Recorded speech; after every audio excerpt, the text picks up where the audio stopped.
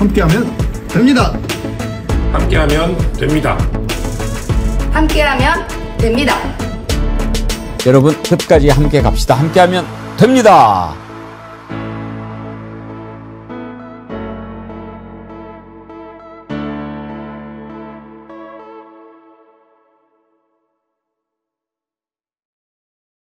여러분 안녕하십니까? 백운기입니다. 김건희 덕택이라고 해야 할지 때문이라고 해야 할지 아무튼 요즘 우리 국민들 그동안 듣도 보도 못했던 명품 브랜드 꽤나 알게 됐습니다. 이번에는 로저 비비의 국힘당 김기현의 아내가 김건희에게 로저 비비의 가방을 갖다 바쳤다고 하는데요.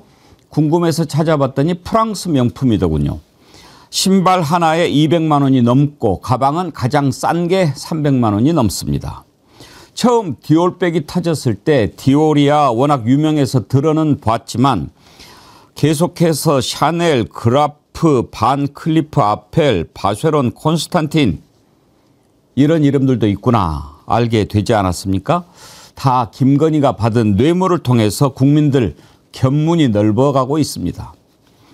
천박한 여인을 움직이는데 명품과 보석이 제일이겠지요. 뇌물로 자리를 사고 뇌물 받고 시켜주고 도대체 김건희와 윤석열은 대통령이라고 하는 자리를 전방으로 생각한 걸까요? 이 달콤함을 계속 누리기 위해서 내란을 저지른 건 아닌가 그 의심이 이제는 확신으로 굳어져 갑니다. 생방송 백운계 정치 1번지 출발합니다. 정의리보리 여러분에게 소개해드리는 자연산 대광어회는 당일 잡은 거 바로 이렇게 손질해서 보내드리는 거거든요. 5kg 이상 되는 대광어회 그러니까 정말 드실만 할 겁니다. 싱싱하게 살아있는 거를 바로 손질해 가지고 얼음 채워서 보내드리거든요. 받아보시면 만족하실 겁니다. 정말 싱싱하고 두툼하고 쫀득쫀득하고 지난주 먹방 때 패널들이 극찬했는데요. 이번에 드셔보시면 아하 이게 광어구나. 자연산하고 양식하고는 하늘과 땅 차이 아니겠습니까? 바로 맛있게 드실 수 있는 건데요. 400g 한 팩 서너 분 정도 드실 수 있는데 이걸 27,900원에 무료 배송하니까 가격도 정말 착하죠. 이럴 때 한번 광어회 맛있게 드시기 바랍니다. 네, 여러분 주말 잘 보내셨습니까? 가을이 아주 깊어가고 있습니다. 이제 은행잎도 샛노랗게 물들어서 떨어지고 어제는 바람이 많이 불어서 막 이렇게 나뭇잎들이 떨어지는데 야, 저 바람도 참 때를 맞춰서 부는구나. 오묘하다 그런 생각 들었습니다. 그게 떨어져야지요. 원래 낙엽 지는 거 사람들이 여러 가지 센티멘탈한 심정으로 보는데 낙엽이 떨어져야 잎으로 가는 영양분이 뿌리로 가서 그 나무가 겨울을 견디는 것 아닙니까? 그래서 낙엽 떨어지는 것은 정말 자연스러운 과정이지요. 오늘 배경 참 푸르고 좋지요. 제가 지난 주말에 전라남도 담양에 다녀왔습니다. 담양 중록원의 아름다운 대나무 숲 제가 찍어서 오늘 여러분과 나누고 싶었습니다. 부산이대희님 거긴 어딘가요? 배경이 열대지방인데요. 예, 담양 중록원의 푸르른 대나무 잎입니다. 여러분 계속 단풍만 이렇게 보시다가 오늘은 좀 푸르른 색깔로 함께 하자 해서 제가 올렸습니다. 또 많이들 보내주시는데요. 내일부터는 다른 배경 여러분과 함께 나누도록 하겠습니다. 자, 오늘 함께 하실 세 분 패널 소개합니다. 최진봉 성공회대 교수님 어서 오십시오. 임세은 전 청와대 부대변인 함께합니다. 네, 안녕하십니까? 네, 양결 변호사님 나오셨습니다. 네, 안녕하세요. 고맙습니다. 오늘 첫 번째로 김건희가 도대체 뭐를 얼마나 받았는지 그거 다 어디 있을까 궁금해요. 오늘 아침에 어떤 사람이 저한테 우리 아크로비스타 털러 갈까? 그거 가면 얼마나 많이 있을까? 털어가지고 그거를 좀 바꿔서 어려운 데서 이렇게 지금 온수기도 없이 겨울을 나셔야 되는 분들 온수기도 좀 사드리고 이렇게 하면 홍길동 되지 않을까 그러던데요. 정말 근데 그 김건희 덕택에 우리가 몰랐던 거 많이 알게 돼서 견문은 좀 넓어진 것 같아요. 임세은 대변인님은 네. 로저 비비에 아세요? 저는 사실 알았죠. 제 친구가 그 브랜드를 좋아해가지고 구두를 그 친구가 좀 그걸 많이 좀 구매하는 매니아가 하나 있었습니다. 예. 그 친구 통해서 로저 비비에가 뭔지 알았고 그게 되게 비싸다는 거 알았는데 이제 우리 전 국민이 김건희 때문에 알게 됐죠. 근데 로저 비비에가 끝이 아닐 겁니다. 또 다른 새로운 명품 브랜드를 아시게 될 거예요, 아마. 김건희가 이제 아까 말씀드린 것처럼 그라프, 바쉐론, 콘스탄틴, 무슨 뭐 샤넬, 티파니 뭐 있잖아요. 등등 계속 나오는 거. 뭐 목기부 목기 88세트도 있고 하니까 아마도 여러분들께서 또 다른 명품을 아시게 될 계기가 또 다시 올 겁니다. 궁금하네요. 그 로저 비비에가 뭔가 제가 궁금해서 이렇게 찾아봤어요. 그랬더니 프랑스 명품 브랜드인데 구두가 기본이 막 200이 넘고 그러더라고요. 그리고 쭉 설명을 보다 보니까 한 게 하나 있었어요. 그 케이트 블란쳇이라는 아주 유명한 배우가 나오는 블루 제스민이라는 영화가 있는데 이제 상류층의 몰락, 뭐 상류층도 아닌데 상류층 따라가다가 몰락하는 그런 과정을 그린 영화죠. 거기에 보니까 그 온갖 치장을 이렇게 하는데 비비의 구두 이런 글이 대사가 나오더라고요. 그래서 김기현 씨 부인이 그동안에 그 김건희의 착장을 잘 살펴본 거예요. 보면은 김건희가 로저 비비의 구두 자주 착용합니다. 그게 특이해요. 네모 클라치가 됐거든요. 네모나케. 그래서 그동안에 김건희가 딱 그 디올 운동화도 입고 하다 보니까 그걸 보고 로저 비비에 좋아하는구나 해서 취향에 맞게 골라준 거죠. 김건희 특검 출석할 때 신었던 구두가 바로 로저 비비에라고 하던데요. 혹시 그 사진 있습니까? 납작한 거. 예. 김건희가 그 구두를 신고 왔다고 그러던데. 자주 신었어요, 그거. 자주 신었어요. 근데 지금 보면은 참 그것도 어리석은 것 같아. 최진봉 교수님. 특검 출석할 때 자기한테 쏟아진 혐의가 뇌물받고 막 이런 것들이었잖아요. 그러면 옛날에 순방 갈 때 뭐 그 에코백 들고 가고 그렇게 쇼하고 그러지 않았습니까? 그러면 그때도 뭐 좀 평범한 신발 신을 건데 그거는 뭐 어찌할 수 없는 그런 본능일까요? 그럴 수 있을 것 같아요. 아니면 뭐 그런 신발이 없을 수도 있고요. 알 수는 없는데. 다른 신발이 아예 없어서. 없고 그냥 그런 명품만 갖고 있는지 모르겠는데 너무 좋아해서. 근데 그런 그러니까 한마디로 얘기하면 지금 앵커가 말씀하신 것처럼 기본적으로 그런 의식 자체가 없는 것 같아요. 그러니까 사회가 어떻게 볼지, 자기가 그걸 신고 나갔을 때 사람들이 나중에 그걸 어떻게 분석할지 이런 부분에 대한 생각 자체도 하지 않는 게 아닌가 하는 생각이 들고, 예전에 그 최순실 지금 최성으로 이름 바꾼 사람, 그 사람도 예전에 출석할 때 신발이 문제가 된 적이 있었잖아요. 논란이 됐었고 비슷한 상황이 아닌가 하는 생각이 들어요. 그러니까 남한테 뭘 잘 받고 뇌물 받고 이런 사람들은 그냥 그것이 일상이 돼가지고 그게 무슨 그 사회적으로 여론의 비난을 받든 말든 나는 너희와 달라라고 하는 잘못된 삐뚤어진 특권의식 이런 것들이 있지 않는가 이런 생각이 듭니다. 하여튼 뭐 로저 비비엔이 뭐 여러 가지 이름 우리가 덕택에 많이 알게 됐는데 하여튼 파도 나옵니다. 양결 변호사님, 이거 다 뇌물 아닙니까? 뭐 사실상 이제 법적으로 따져봤을 때 과연 청탁이 있었느냐, 그 대가로 뭔가를 받았느냐 이런 것들은 이제 법원에서는 그렇게 따져보겠지만 사회적인 어떤 일반적인 관점에 봤을 때는 말씀하신 것처럼 뇌물이라고 불러도 좋은 거죠. 그냥 아무 이유도 없이 김건희라는 사람에게 가져다 줄 일은 없지 않습니까? 그런데 참 그래요. 우리가 뭐 명품이라고 하는 것들이 말이 명품이지 그냥 비싼 물건인 것이고, 사람이 실제로 그 실체가 공허하고 자기가 뭔가 자신감도 없고 이런 사람들이 주로 뭐 그 돈이 여유가 있어서 사는 사람도 있지만 사는다고 하고, 또 그런 사람이라고 할지라도 그 대통령 배우자라고 하는 공적인 지위에 있으면 일부러라도 그렇게 드러나는 어떤 그 장신구 같은 건 안 하는 게 일반적인 상식이거든요. 그러니까 실제로 비싸든지 싸든지 간에 누가 그냥 요즘처럼 온라인에 보면 그냥 바로 검색해 보면 알 수 있는, 그러니까 상품의 브랜드가 나오는 것들은 사실은 오히려 뭐 그런 어떤 자리에 있을수록 안 한다고 합니다. 근데 이 사람은 자기를 내세울 수 있는 것들이 없잖아요. 뭐 아시다시피 뭐 경력도 위조였었고 학력도 위조였었고 다 가짜니까 어떻게든지 그 가짜인 자신을 조금이라도 값비싼 것들, 조금이라도 이름이 알려져 있고 그런 것들로 꾸미고 싶어하는 본능들이 계속해서 나왔기 때문에 그렇게 뻔한, 어떻게 보면 찾아보면 나오는 그런 명품들을 휘감고 다녔던 거죠. 뇌가 다르다니 몸에 걸친 모든 게 다 뇌물일걸요. 뇌물 받은 거 빼면 홀딱 벗고 나와야 될 겁니다. 정말 최진봉 교수님 말씀대로 다른 걸 신을래야 뭐 옛날에 신던 거 다 버리고 뇌물로만 챙겨도 다 못 신는 거죠. 이렇게 금거북이 받고 장관급 자리 하나 주고 또 당대표 명품 가방 받고 주고, 우리가요 지금 김기현 와이프가 이 로저 비비에 줬는데 어떻게 해서 김기현이 대표가 됐습니까? 우리가 그 과정을 너무나 잘 기억하잖아요. 혹시 잊어버리셨습니까? 맨 처음에 나경원, 안철수, 유승민, 김기현 이렇게 나왔어요. 거기에서 여론조사했을 때 김기현이 몇 등 했는지 아십니까? 꼴등이었어요. 잽이 안 돼요. 그런데 김기현이 대표가 됐습니다. 그 대표되는 과정이 어떻게 했습니까? 먼저 나경원 쳤죠. 나경원이 그때 1등인가 됐어요.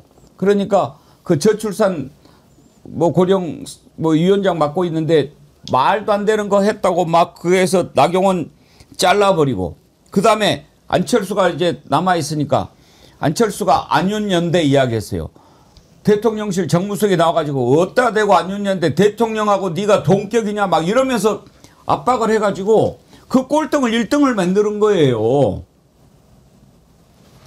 그렇게 했는데 뭐 그때만 해도 설마 뭐 뇌물 받고 이렇게 했겠냐 이걸 떠나서 자기 마음에 드는 사람 대표시키려고 이렇게 했겠거니 그때 대표도 그냥 한 게 아니고 이준석이 날리고 그 자리 지금 한 거거든요. 그런데 다른 사람들이 나오니까 그냥 다 쳐버린 거 아닙니까? 그때 당시에 나경원 무슨 뭐 솔로몬 재판 무슨 뭐 이런 이야기 했어요. 한번 들어보시죠. 솔로몬 재판이 진짜 엄마의 심정으로 이번에 그만두기로 결정했습니다. 최진봉 교수님, 네. 여기서 솔로몬 재판 얘기가 왜 나옵니까? 그러니까요. 맥락이 맞지 않아요. 그러니까 뭐 예를 들면 제 그냥 나경원 입장에서 이해한다고 하면 자기 아들 살리기 위해서 자기는 그냥 포기하겠다 이런 거잖아요. 압력이 들어왔다는 거죠. 저는 그렇게 보여집니다. 저게 그냥 아무런 압력이 없는데 저런 얘기 할 이유가 없어요. 예를 들면 솔로몬 재판도 마찬가지잖아요. 아이를 뭐 서로 엄마라고 얘기하니까 뭐 나누겠다 이렇게 얘기하니까 진짜 엄마가 그럼 포기하겠다 이렇게 나왔다는 거 아닙니까? 그러면 본인의 의사와 관계없이 누군가로부터 압력을 받았고 그 압력 때문에 불가피하게 그만두게 된 상황이라는 걸 상식적으로 얘기하는 거예요. 그러면 저는 이게 그냥 뭐 김기현은 그렇게 얘기하더라고요. 그럼 이게 무슨 사회적 예의다 뭐 있다 얘기하던데요. 만약에 김건희, 윤석열이 당무에 개입해서 그것도 불법이에요. 대통령이 당무에 개입할 수 없게 돼 있습니다. 당무에 개입하면 안 되는 거잖아요. 명백하게 윤석열이나 김건희가 개입했을 가능성을 증언하고 있는 거라고 봐요. 지금 나경원의 발언 자체가. 그렇다고 하면 이것도 정말 불법으로 조사해야 한다고 저는 생각합니다. 대통령이 어떻게 당무에 개입을 합니까? 하면 안 되는 것이죠. 그런 일을 통해서 김기현이라는 사람을 임명하게 선출되게 해줬고 그것 때문에 답례로 선물을 준 거잖아요. 그럼 뇌물성이죠. 이게 어떻게 뇌물이 아니라고 얘기할 수 있냐고요. 안윤연대 뭐 얘기 나왔을 때는요. 이진복 수석이 나와가지고 어디다 대고 안윤연대냐 이렇게 또 소리를 높였어요. 그것도 들어보겠습니다. 안윤연대라는 표현을 누가 썼습니까? 그건 정말 잘못된 표현입니다. 대통령과 후보가 어떻게 동격이라고 지금. 아니 안윤연대 쟤네들이 선거할 때 쓴 거 아니에요? 아니 이 윤석열이 제안해서 안윤연대 맺어진 거 아닙니까? 그래서 사실상 같은 공동정부다 뭐 이런 얘기도 했었던 걸 기억하고 인수위원장 누구였습니까? 그리고 안철수였어요. 시작을 같이 했는데 이제 저때 정무수석이 저런 말을 한다? 그러니까 저기는 이제 내로남불의 전형들이에요. 저 사람들은 양심도 없고 뭣도 없고 본인들이 한 말도 기억도 못하고 과거에 나와 싸웠던 게 바로 윤석열 정권 틀의 민낯입니다. 민낯.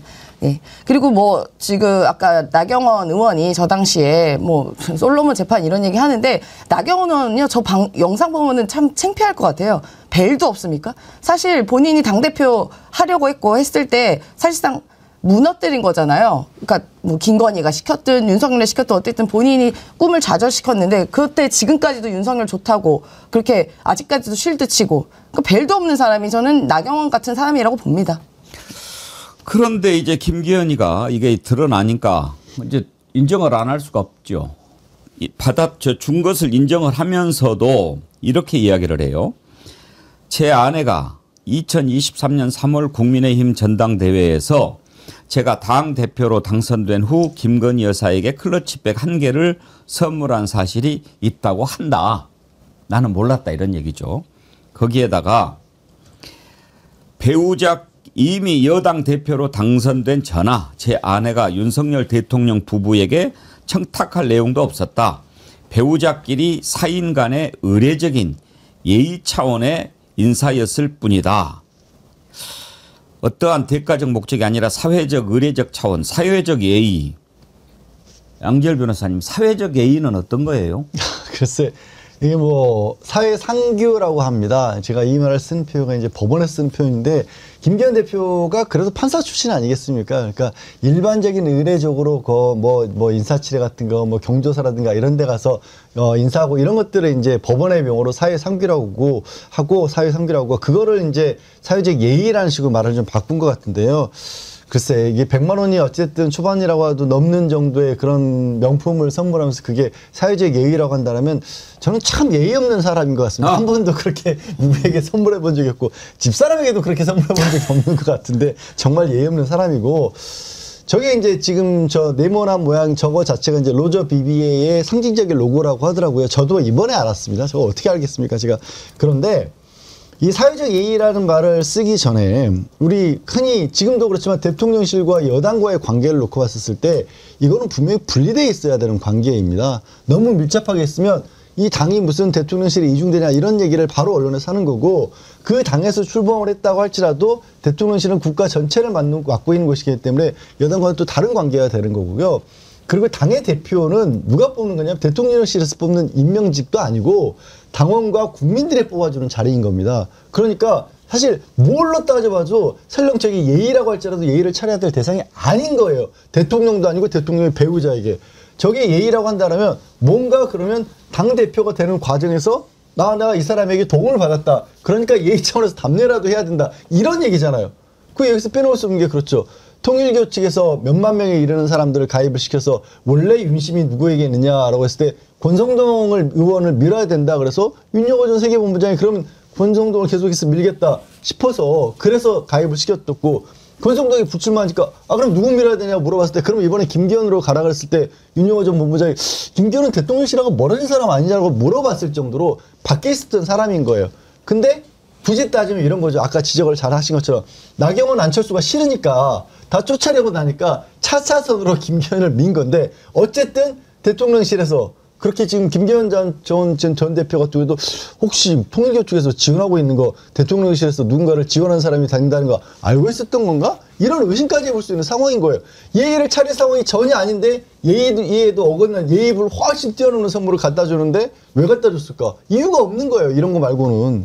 근데 법적으로는 어떻게 됩니까? 예를 들어서 사전에 이걸 뭐 명품백을 갖다 주고 그 다음에 이게 됐다면 뇌물이 되지만 네. 나중에 줘도 뇌물 되는 거 아닙니까? 사후수뢰죄라는 게 또 있습니다. 예. 사후수뢰죄가 있는데 다만 이게 문제는 뭐냐면요. 원래 대통령이 됐건 대통령 배우자가 됐든 당대표 선거에 관여할 수 있는 능력, 그게 권한이 없는 거예요. 이게 또 황당한 게 법적으로 따지면 권한이 없는 짓을 했기 때문에 이게 또 법적으로는 뇌물이 안 되는 그런 문제가 생깁니다. 얼마나 도대체 받아먹었을까 저는 참 궁금해요. 최지봉 교수님 네. 다 조사하면 얼마나 나올까요? 그럼 우리가 상상하는 것보다 왜냐면 하나하나 나오는 거잖아요. 이것도 네. 꽁꽁 숨겨놨을 텐데 이게 조사 과정에 특검을 조사하는 게 나오는 거니까 특검이 조사하지 않은 영역에서 얼마나 많이 있었겠어요. 저는 우리가 상상하는 걸 초월했을 거라고 생각해요. 우리가 지금 생각하고 있는 그 정도 범위는 이거는 왜냐면 윤석열이나 김건희가 받는 행태를 보면요. 전혀 죄의식이 없어요. 그냥 덥석덥석 받아요. 갖다 주면. 그러니까 뭐 한두 개도 아니고 통일교에서는 여러 개를 받았을 뿐만 아니라 지금 김기현 같은 사람도 이게 특검이 없어서 어떻게 드러나긴 했겠습니까? 뭐 금거부기를 받는가 하면. 근데 이런 일들이 제가 볼 때 이권에 개입한 모든 과정이 있었을 것 같아요. 예를 들면 윤석열이 임명했던 여러 임명직에 있어서 문제가 되고 논란이 될 수 있는 사람들이 임명되는 경우도 많이 있잖아요. 그런 부분에서 저는 충분히 있었을 가능성이 있다고 생각합니다. 김기현 건도 그래요. 이게 지금 증거가 나와서 그렇지 만약에요. 그냥 상상을 해보면 이게 추후에 이걸 받았다고 하면 시작하기 전에는 안 받았을까요? 모르겠어요. 그거는 뭐 나온 게 아무것도 없으니까 뭐라고 뭐 얘기할 수는 없는 거지만 그 과정에는 그럼 아무런 그게 없었을까라는 생각이 들 정도로 의심이 들어요. 그래서 저는 상상을 초월하는 여러 가지 일들이 일어났을 텐데 그걸 전부 다 수사를 할 수 없으니 너무 답답한 것이고 어디 목록 같은 거 만들어놨지 않았을까 하는 생각도 들어요. 어디 수사다 보면 좀 지켜봐야 될 것 같습니다. 나중에 윤석열이 김기현도 날렸잖아요. 그런데 김기현은 자기가 어떻게 해서 대표가 됐는지 너무나 알기 때문에 깨갱 한마디 못하고 그냥 물러나는 거죠. 그나마 그거 날리면서 어디 감옥에다 쳐박을 건데 이런 것도 좀 전달을 해서 봐줬는지 모르겠다 하는 생각이 듭니다. 이런 일도 있었더라고요. 국감에서 전용기 민주당 의원이 대통령실 경호처 강병인 기획관리실장 직무대리한테 경호처에서 경호 차량을 구입했는데 그게 이제 마이바흐라는 아주 최고급 최고 벤츠에서 나오는 최고차죠. 그걸 김건희 생일날 그 마이바흐 키 전달식을 했다는 거예요. 마치 그 차량을 선물하는 것처럼 이렇게 연출을 했다는데 맞냐? 그렇게 물어보니까 강병인 기획관리실장 직무대리가 맞다고 이야기했어요. 이거 여사님 찹니다 이렇게 했다는 거 아닙니까? 그러니까 그게 우리 국민의 세금으로 산 경호 차량이잖아요. 그 마이바흐가 보통 방탄 차량을 마이바흐 쓰거든요. 그 아마 2세대 정도 있는 걸로 제가 알고 있는데, 그러니까 모든 국가의 기물과 국가의 예산을 사적으로 사용을 한 겁니다. 그게 김건희 거예요? 그 마이바흐가? 아니 하다못해 대통령한테 준 것도 아니고 김건희한테 줬다고요? 저 기억하시잖아요. 그 키만 준 게 아니에요.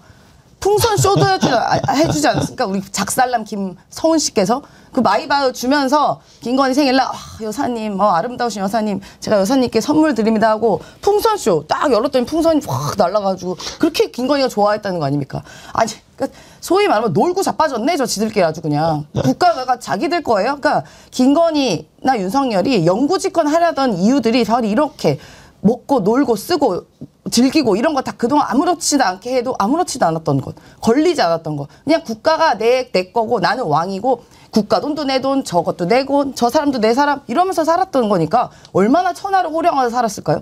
그러니까 궁이나 빡빡 들어가가지고 어자에도 앉고 그 난리를 부렸던 거 아닙니까? 전 지금 생각하니까 치가 떨립니다.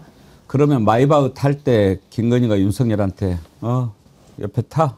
내 차니까 좀 타겠습니다. 이랬는가요?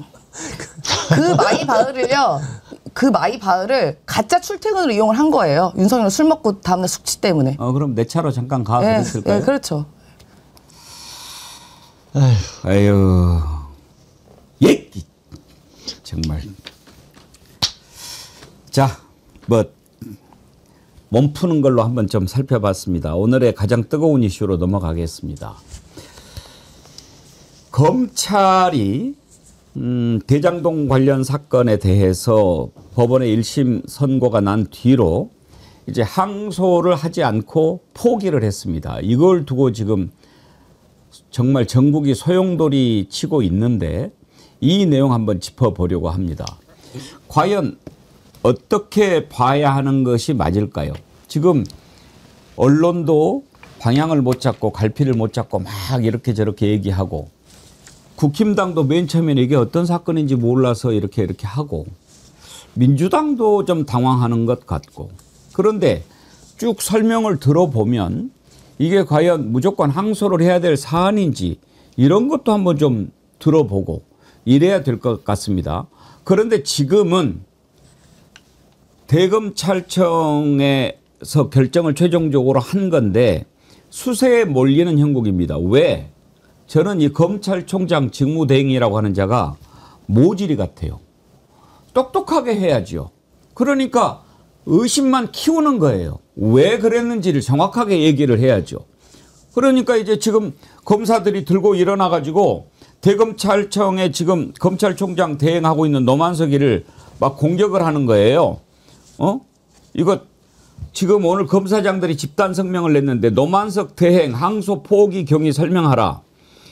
노만석 검찰총장 대행은 제가 그동안에도 몇 차례 지적했는데 딱 부러지지를 못해요.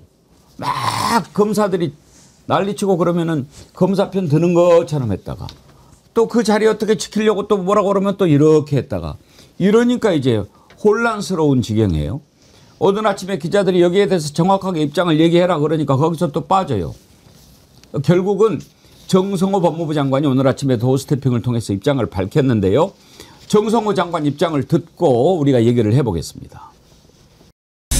APEC이 성공적으로 끝났고 그 후속 조치와 또 한미 간의 관세 협상 마무리를 해야 되는 시점에서 이런 것 때문에 국민 여러분께 또 심려를 끼쳐드린 것 같아 장관으로서 매우 송구한 마음입니다.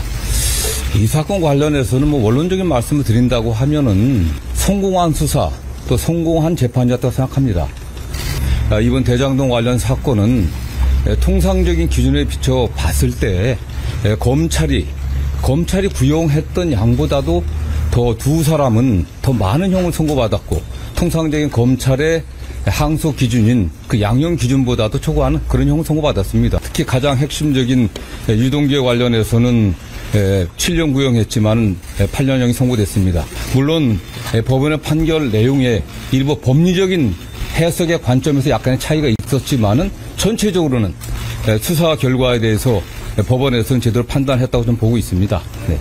대검찰청으로.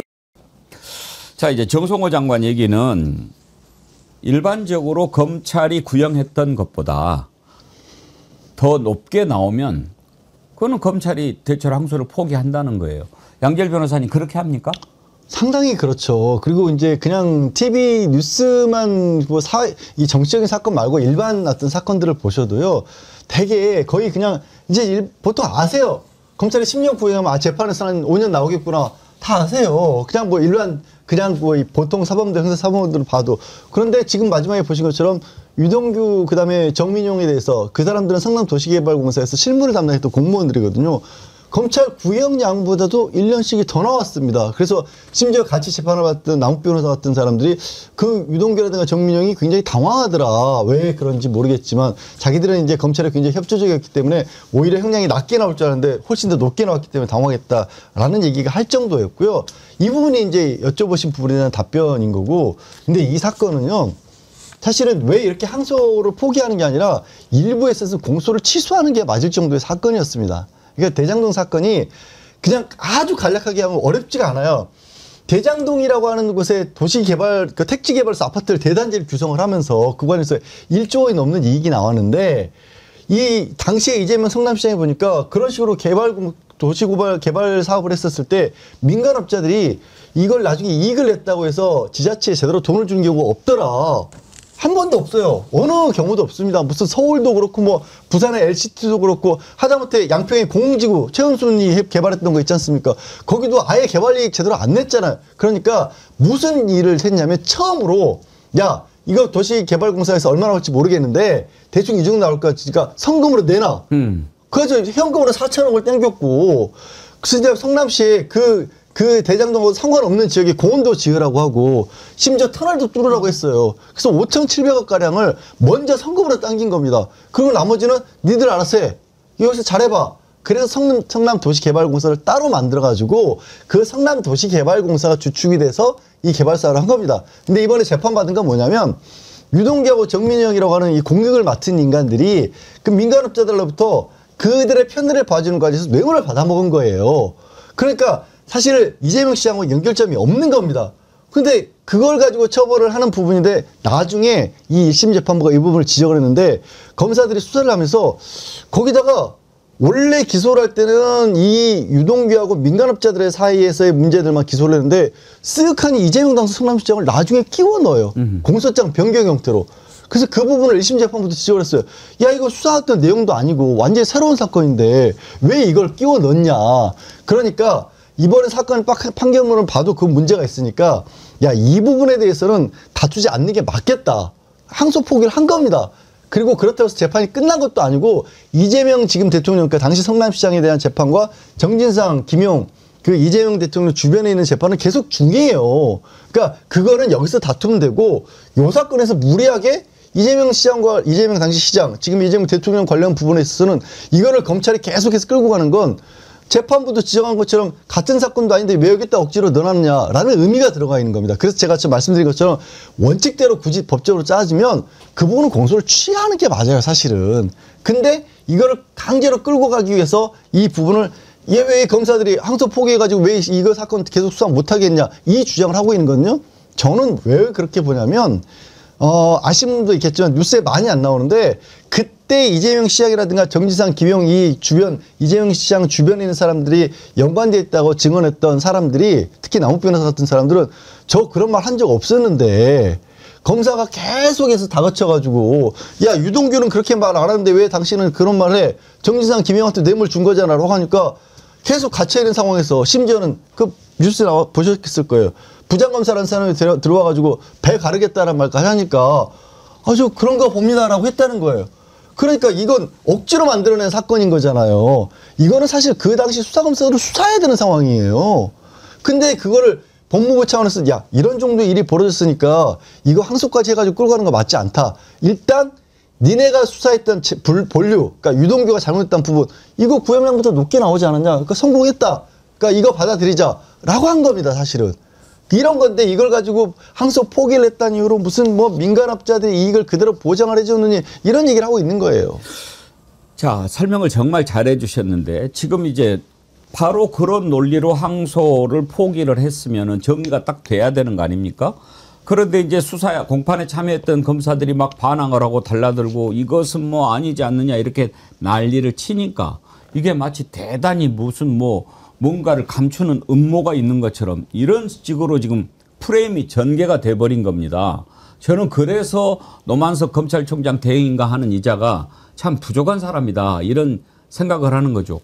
지금 막 이렇게 수사에 참여했던 또 공소유지에 참여했던 검사들이 들고 일어나니까 뭔가 있는 것처럼 보이는 거 아닙니까? 그러니까요. 그러니까 노만석 지금 대행이 양지열 변호사 얘기했던 것처럼 얘기하면 되잖아요. 이래서 이런 거야. 이래서 끝낸 거야 우리가. 이러면 아무 논란이 없어요. 물론 내부적으로 그래도 뭐 친윤 검사들이나 특수부 출신 검사들이야 불만을 얘기하겠죠. 그런 사람들이 얘기한 거 무슨 상관이 있습니까? 본인이 결정하는 과정에서 이러이러한 논리가 있었고 이게 검찰에 내규에도 그러니까 2분의 1 이상 나오면 사실은 안 하는 게 일반적인 관행이었단 말이죠. 근데 그걸 포기하기로 결정했다는 것에 대해서 자기가 논리 정연하게 얘기하면 되는 문제를 자꾸 말을 애매모호하게 얘기해요. 법무부의 의견을 들었다는 얘기도 하죠. 그게 이제 그런 얘기가 물론 법무부 의견 들을 수 있죠. 법무부가 예를 들어서 검찰에서 이러한 결과인데 우리 이런 의견인데 어떤 의견이 있습니까? 여러 의견 듣겠죠. 수사팀에서 의견 듣고 법무부 의견도 듣고 본인이 결정한 거잖아요. 그럼 본인이 결정한 사안에 대해서 왜 그렇게 결정했는지 하는 부분을 잘 똑부러지게 얘기하면 되는 거예요. 애매모호하게 얘기하고 공격당하니까 또 꼬리 내리고 오늘도 출근하면서 답변도 안 하더라고요. 아니 이런 식으로 나가니까 계속 문제가 커지는 거 아닙니까? 아니 검찰이 수사하는데 문제가 발생했다는 게 여러 정황으로 나오잖아요. 조작 기소했다는 얘기도 나오고 있고요. 회유가 있고 압박을 하고 배를 가르겠다고 얘기했다는 말까지 나오고 있어요. 그런 부분을 왜 얘기 안 하는 거예요? 쥐들이 뭘 잘했어요 대체? 그런 식으로 수사해가지고 엄한 사람, 죄가 없는 사람들 죄 있게 하는 그런 일들이 한두 번 벌어졌습니까? 그런 일에 반성은커녕 이제 와가지고 왜 우리 수사 못하게 하냐고요? 그런 식으로 하니까 못하게 하는 거예요. 반성부터 하세요. 이게 이제 불을 지핀 게 바로 여기 담당을 했던 서울중앙지검장이라고 하는 자가 사의를 표명하면서 이제 이런 일이 더 확산되는 거거든요. 마치 뭐 반항하는 것처럼. 그래서 지난번 검찰 인사했을 때 왜 그걸 제대로 가르지를 못하고 옥석을 구분하지 못하고 이런 놈들을 지켰느냐 말이 많이 나왔지 않습니까? 그때부터. 네, 맞습니다. 이거는 사실상 항명이에요. 법치에 대한 항명이라고 저희는 주장을 하고 싶고요. 그렇게 지금 이제 와서 마치 대단한 정의를 하는 것처럼 이야기를 하고 있는데 그럼 제가 물어보고 싶습니다. 그러면 지난번 윤석열 내란죄 기소됐을 때 석방됐을 때 그때 심우정 당시 검찰총장이 항고 포기했었습니다. 그때는 왜 아무 말도 안 했을까요? 뭐 이제 와서 이야기를 저렇게 하면서 마치 정의로운 뭐 하는 것 외치는 것 자체가 굉장히 저는 그 의도가 있다라고 생각합니다. 그 당시는 더 웃겼잖아요. 법을 넘어서서 시간을 때로 바꾸는 듣도 보도 못한 일을 지기현 판사가 했을 때 그 당시 검찰이 항고할 거라고 믿었던 거 아니에요? 당연히 그렇게 해야 되고. 근데 그때는 항고 포기했었잖아요. 근데 이제 와서 지금 저 문제에 대해서 이야기를 하는 것 자체가 저는 검찰이 아따 잘 걸렸다. 이번에 한번 우리가 항명해보자라고 생각하는 것밖에 의심이 되지 않거든요. 그 서지원 검사가 이런 얘기를 한 적이 있습니다. 서지원 검사가 검찰 내부의 속사정을 가장 잘 아는 분이잖아요. 서지원 검사 뭐라고 얘기했냐면 검찰은 언제라도 지금 우리가 지금 수사권, 기소권 분리해 놓은 거를 다시 원복시키려고 하는 시도를 할 것이다. 그 기회가 이번 가을이 될 것이다. 이들은 언제든지 그런 기회를 노리기 때문에 검찰은 절대로 믿어서도 안 되고 믿으면 안 되는 존재다라고 검사였던 서지원 검사가 스스로 이야기를 했었습니다. 저는 이번은 조직적인 항명이라 생각하고 우리가 이번에 민주당에서 만들었던 민주당과 또 조국당과 해서 만들었던 그 수사권 기소권 분리에 대한 항명을 조직적으로 지금 시작하는 거다라고 생각합니다. 절대로 물러서면 안 돼요. 여러 말 할 게 없어요. 아주 지금 이거 하는 걸 보십시오. 왜 너네들 사표 내고 지랄해? 뭐 잘못된 거 있어? 뭐가 잘못됐다는 거야? 너네들이 생각하기에 이거는 항소를 해서 끝까지 다퉈야 된다고 생각해? 그러면 너네들이 구형했던 것보다 법원이 더 높게 내놨는데 그럼 이번에는 구형을 어떻게 하겠다는 거야? 이걸 설명을 하든지 그 전에 모든 것을 무력화시키는 딱 한마디가 있어요. 윤석열이 풀려날 때 왜 너네들은 그러면 한마디도 안 했어? 이 질문에 대한 답을 검찰은 먼저 내놔야 합니다. 그렇지 않으면 그때는 조용히 있었고 지금은 떠드는 것. 너네들이 도대체 노리는 게 뭐냐? 이게 본질적인 질문이 되는 거 아닙니까? 당연하죠. 그 노리는 건 명확해요. 이재명 대통령 흔들고 검찰청 지금 폐지하고 법 통과됐잖아요. 물론 유예기간이 있긴 합니다만 그거 어떻게든지 자기들 뭐 보안 수사권이라도 가져오려는 의도라고 봐요. 이런 식으로 공격하면서 뭐라고 얘기하겠습니까? 이렇게 정부가 검찰의 수사를 못하게 만들고 이러면 국민들이 피해를 당하고 권력자에 대한 수사 못하게 하고 이러고 있다. 이걸 만들어내려는 거예요. 의도는 명확해요. 저는 윤석열이 그 잔당들이 아직도 검찰에 남아가지고 이런 행동을 하고 있다고 생각합니다. 그걸 통해서 자기들이 갖고 있는 알량한 수사권 다시 가져오려고 하는 거예요. 수단 방법을 가리지 않고 검찰청 폐지에 관한 것들을 되돌려 보려고 하는 시도. 이런 시도가 지금 일어나고 있는 거예요. 이건 쿠데타와 같은 거예요. 검찰이. 정부가 얼마나 오랫동안 준비해가지고 이 정부 들어서가지고 검찰청 폐지하고 지금 기소와 수사권을 분리하려고 하고 있습니까? 검찰의 잘못된 행동을 바로잡으려는 시도를 하고 있는데 그걸 무력화시키려는 방법으로 이 재판을 지금 이용하고 있는 거예요. 명백하게 아무런 잘못이 없는 상황에서 항소를 하지 않았음에도 불구하고 항소를 하지 않은 게 무슨 권력자를 위한 무슨 수단인 것처럼 이렇게 자꾸 프레임을 몰고 가는데 거기에 동원된 사람이 누굽니까? 지금까지 논란이 되고 문제가 됐던 검사들 아닙니까? 그 사람들이 총대 메고 나와서 지금 저러고 있는 거예요. 그러면 검찰총장 대행이라는 사람은 그게 잘못됐다는 걸 지적을 하고 그걸 진압을 시켜야 될 거 아닙니까? 자기도 같이 부안해동하고 이러지도 못하고 저러지도 못하고 있으면 더 혼란은 확산되는 거예요. 문제는 자꾸 이제 정권의 어떤 흔들기에 들어가는 그런 양상이라고 보여져요. 이거 막아야 됩니다. 이런 식으로 검사들이 수사를 했기 때문에 문제가 되는 거예요. 제가 아까도 말씀드렸죠. 남욱 변호사 나와서 증언하는 거 들어보세요. 어떻게 수사를 했는지.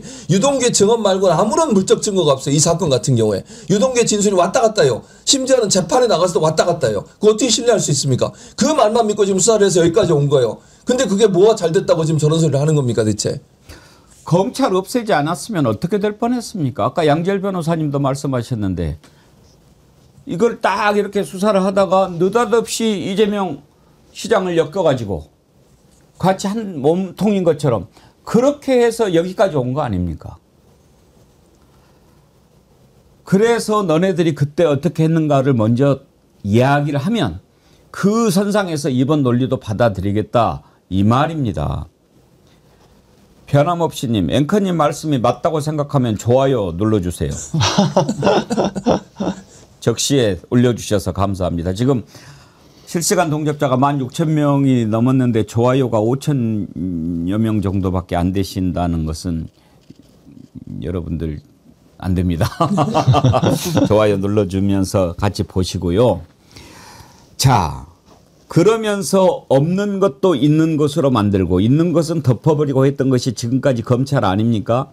자기들이 원하는 증언을 꺼내기 위해서 배를 갈라버리겠다 이런 얘기도 했더라고요. 그거 한번 들어봅시다. 대장동 사건 진실의 문이 활짝 열렸습니다. 배를 갈라서 장기를 다 꺼낼 수도 있다. 장기 밀매업자의 말이 아닙니다. 현직 부장검사가 한 말입니다. 대장동 민간사업자 남욱은 재판장이 진술의 신빙성을 확인하기 위해 이름을 밝히라고 하자 정일곤 부장검사다. 정일곤 부장검사가 애들 사진 보여주면서 애들 봐야 할 거 아니냐. 배를 갈라서 장기를 다 꺼낼 수도 있고 환부를 도려낼 수도 있다. 곰곰이 생각해봐라 라고 울먹이면서 증언했습니다. 남욱은 내 목을 걸고 거짓말이면 추가 처벌을 받겠다. 왜 허위 조작 수사에 대한 수사가 이루어지지 않는지 모르겠다. 수사가 새로 시작되면 협조하겠다고 밝혔습니다. 수사하면서 뭐 저런 말도 하고 그러는지는 잘 모르겠습니다만 말도 어느 정도가 있는 거죠. 양재열 변호사님, 저 말을 듣는 순간 얼마나 위축이 되겠습니까? 게다가 저 말을 들은 사람이 일반인의 입장에서도 위축이 되는데요. 사실 변호사이기 때문에 더 위축이 됩니다. 저 말에 대해서 저 정일곤 부장검사라는 사람의 해명이 그래요. 그러니까 당신이 있는 그대로 다 범죄를 자백을 하면 모르겠는데 그 자백을 안 해주면 우리가 이제 나머지 부분도 다 지금 들여다봐야 되기 때문에 이렇게 말한 거지 실제로 사람 배 가르겠다라고 한 건 아니다라고 이걸 해명이랍시고 해요. 근데 그게 해명이 될 수가 없는 게 그런 겁니다. 범죄 여부가 뭔지를 탁 집어가지고 알 수 없으면요. 수사를 못하는 거예요. 그럼 혐의 없음으로 처분하면 되는 거예요. 그거를 자백하지 않으면 네가 죄가 되는 걸 자백하지 않으면 네 주변 사람들 너랑 관계 있는 사람들 너랑 거래했던 사람들 계좌 다 틀어보고 이 사람도 찔러보고 저 사람도 찔러보고 가족도 불러다 조사하고 그거 하겠다는 얘기를 한 겁니다. 우리 그런 모습 여러 번 봤습니다. 조국 전 장관의 대표적인 경우에요. 중학생 딸, 고등학생 중학생 자녀들 일기장까지 다 뒤져갔잖아요. 그래가지고 지금 다 민간인으로 만들어버리고 자격증 다 박틀어버리고 고졸로 만들어버리고 했지 않습니까? 그거를 남욱 변호사는 알았기 때문에 그러니까 실제로 내가 장기를 가른다는 말이 아니다. 그거 누가 못 알아들어요? 그것보다 더 무서운 거죠. 이거 윤석열 본인이 얘기한 거가 있습니다. 검찰에 잘못 찍혀서 무죄 나오더라도 인생 망가진다라고 윤석열 씨가 본인이 그렇게 얘기를 했었어요. 그 남욱 변호사한테 저 정일공 부장검사라는 사람이 그 얘기 그렇게도 했다라는 거예요. 애들 사진 보여주면서 애들 생각도 해야 되는 거 아니냐. 구속돼 있는 사람한테 그리고 거기에 대해서 그거 왜 보여줬냐 그러니까 정일권이라는 사람이 또 얘기를 이렇게 했다는 거예요. 아, 구속된 지 오래돼서 애들 본 지 오래됐으니까 수사자료에 있는 사진 꺼내가지고 보여준 거라고. 수사자료에 애들 사진이 왜 들어가 있는 거예요? 그리고 거기서 그러면 애들 얼굴 본 지 오래됐으니까 사진이라도 보세요. 이걸 해명이라고 하고 있습니다. 남욱이라는 사람은 그래서 그 상황에 그렇게까지 되니까 아, 이거는 내가 인정 안 하면 정말 큰일 나겠구나. 내 주변 사람들, 억울한 사람들 괜히 피해보겠구나. 라고 해서 그다음부터는 유동규라는 사람이 그 말했다는 대로 그랬나 보죠. 저는 유동규한테 뇌물 주는데 그거를 이재명 당시 시장 측근한테 줬다고 하니까 그랬나 보죠. 이런 식으로 얘기를 했다라는 거예요. 그러면 지금 정진상, 김용, 그러니까 이재명 당시 시장의 측근, 그리고 이재명 시장, 그러니까 지금의 대통령 기소되어 있는 사건 있죠. 그 증거라고는 유동규 한 사람 말밖에 없는 거예요. 유동규 한 사람의 말은 또 어떻게 끌었느냐. 내내 이 사람도 그 자기가 그 정진상이나 김용 이런 사람한테 뇌물 줬다는 거 다 부인하다가 어느 날 갑자기 반포의 수사부 불려가가지고 하룻밤 정도 지난 다음에 그다음부터는 제가 사실은 이게 제가 받은 게 아니라 저 이재명 시장 측근들에게 주려고 한 겁니다. 라고 입장을 확 바꾼 거거든요. 그 입장 바꿔낸 검사가 지금의 항소 포기에 대해서 가장 대표적으로 들고 일어나서 항소 포기가 잘못됐다고 주장하는 그 검사예요. 유동규도 이제 입장이 바뀔 것 같아요. 이런 식으로 내가 협조해 줬는데 나한테 징역 7년을 구형한다고? 그랬는데 8년이 나와버렸어요. 과연 제대로 버틸 수 있을까요? 근데 정일권 검사인가 하는 이 친구 하는 게 딱 윤석열이네요. 제가 지난번에 윤석열 수사 방식 설명드렸지 않습니까? 수사를 제대로 하지 않아요, 윤석열은. 제가 직접 전해 들은 거예요. 모야를 딱 오면은 그냥 관련된 걸 막 뒤져가지고 오는 순간 바로 그냥 딜로 들어가는 거예요. 수사도 안 하고. 야, 너 보니까 이거 있고 이러는데, 어떻게 할래? 맞고 저기 할래? 안 맞고 할래? 완전히 그런 식이에요. 그 공공의적인가 뭔가 그 영화배우 이문식 나오는 거 그거 보면은 그게 나와요. 설경구가 형사인데. 그 배우 거기서 뭐 산순가로 나오지. 그래 너 절도범을 잡아야 되는데 그냥 아무나 잡아오는 거지. 너 시키 이거 이러는데 이거 네가 해. 절도로 할래? 아니면 뭐뭐 맞고 뭐뭐 할래? 절도로 하십시다. 그렇게 해가지고 그냥 그 엮어가지고 하는 게 영화에서 나왔잖아요. 나 그거 보고 얼마나 웃었는지 모르겠는데 이런 식으로 만들어요. 없는 것도 있는 것으로. 아까 정성호 장관 그 도어 스태핑 들었는데요. 추가로 했던 발언까지 한번 들어보시죠. 그러면 그 대검의 의견을 전달을 했다는 게 그 항소는 신중하게 좀 고려해라 그런 의견을 전달을 했던 게 맨 처음에 사건이 그냥 보고되면은 그렇게 했으니까 알아서 잘 판단하라고 한 거고 제가 알기로는 대검의 의견이 이게 뭐 항소 필요성이 있다 그렇게 보고받은 것으로 알고 있습니다. 그다음 그때쯤에 처음이 아니라 두 번째 보고 왔을 때 신중하게 판단하면 좋겠다. 전반. 왜냐하면 아시는 것처럼 형 선고가 검찰 구형량보다도 더 높게 나온 부분도 있고 뭐 크게 법리적인 측면에서 저도 개략적으로 판결을 받지만 크게 문제되지 않는다는 측면이 있었고요. 다만 최종적으로 아시는 것처럼 지난주 금요일이 항소 마감 기일이었습니다. 그날은 제가 법사위와 또 그다음 예결이 왔다 갔다 하는 큰 시간이 없었고요. 다만 잠깐 왔을 때 검찰에서 뭐 대검에서 저 일선 부서에서 뭐 항소하려고 한다고 했을 때 종합적으로 잘 판단했으면 좋겠다. 자꾸 일부 많은 언론에서 이게 수사기소가 잘못됐다고 이야기하는데 수사기소의 최종 결론이 형의 양형 아니겠습니까? 양형에서 충분했기 때문에 이 사건을 계속 가져간다고 하는 게 그게 큰 뭐 도움이 될 것이냐. 저는 나름대로 그런 판단이 있었고 다만 더군다나 제가 그날 오후에 여러분도 아시는 것처럼 남욱 씨가 상당히 충격적인 어떤 증언을 했습니다. 이 사건의 수사 검사가 뭐 입에 담기 힘든 말이지만 뭐 배를 가른다, 뭐 장기를 꺼내야겠다, 뭐 그냥 가족의 사진까지 보여주면서 이렇게 협박을 했다. 이런 증언까지 나오는 상황에서 이 사건이 계속되게 됐을 때 오히려 더 정적인 문제가 되지 않겠나.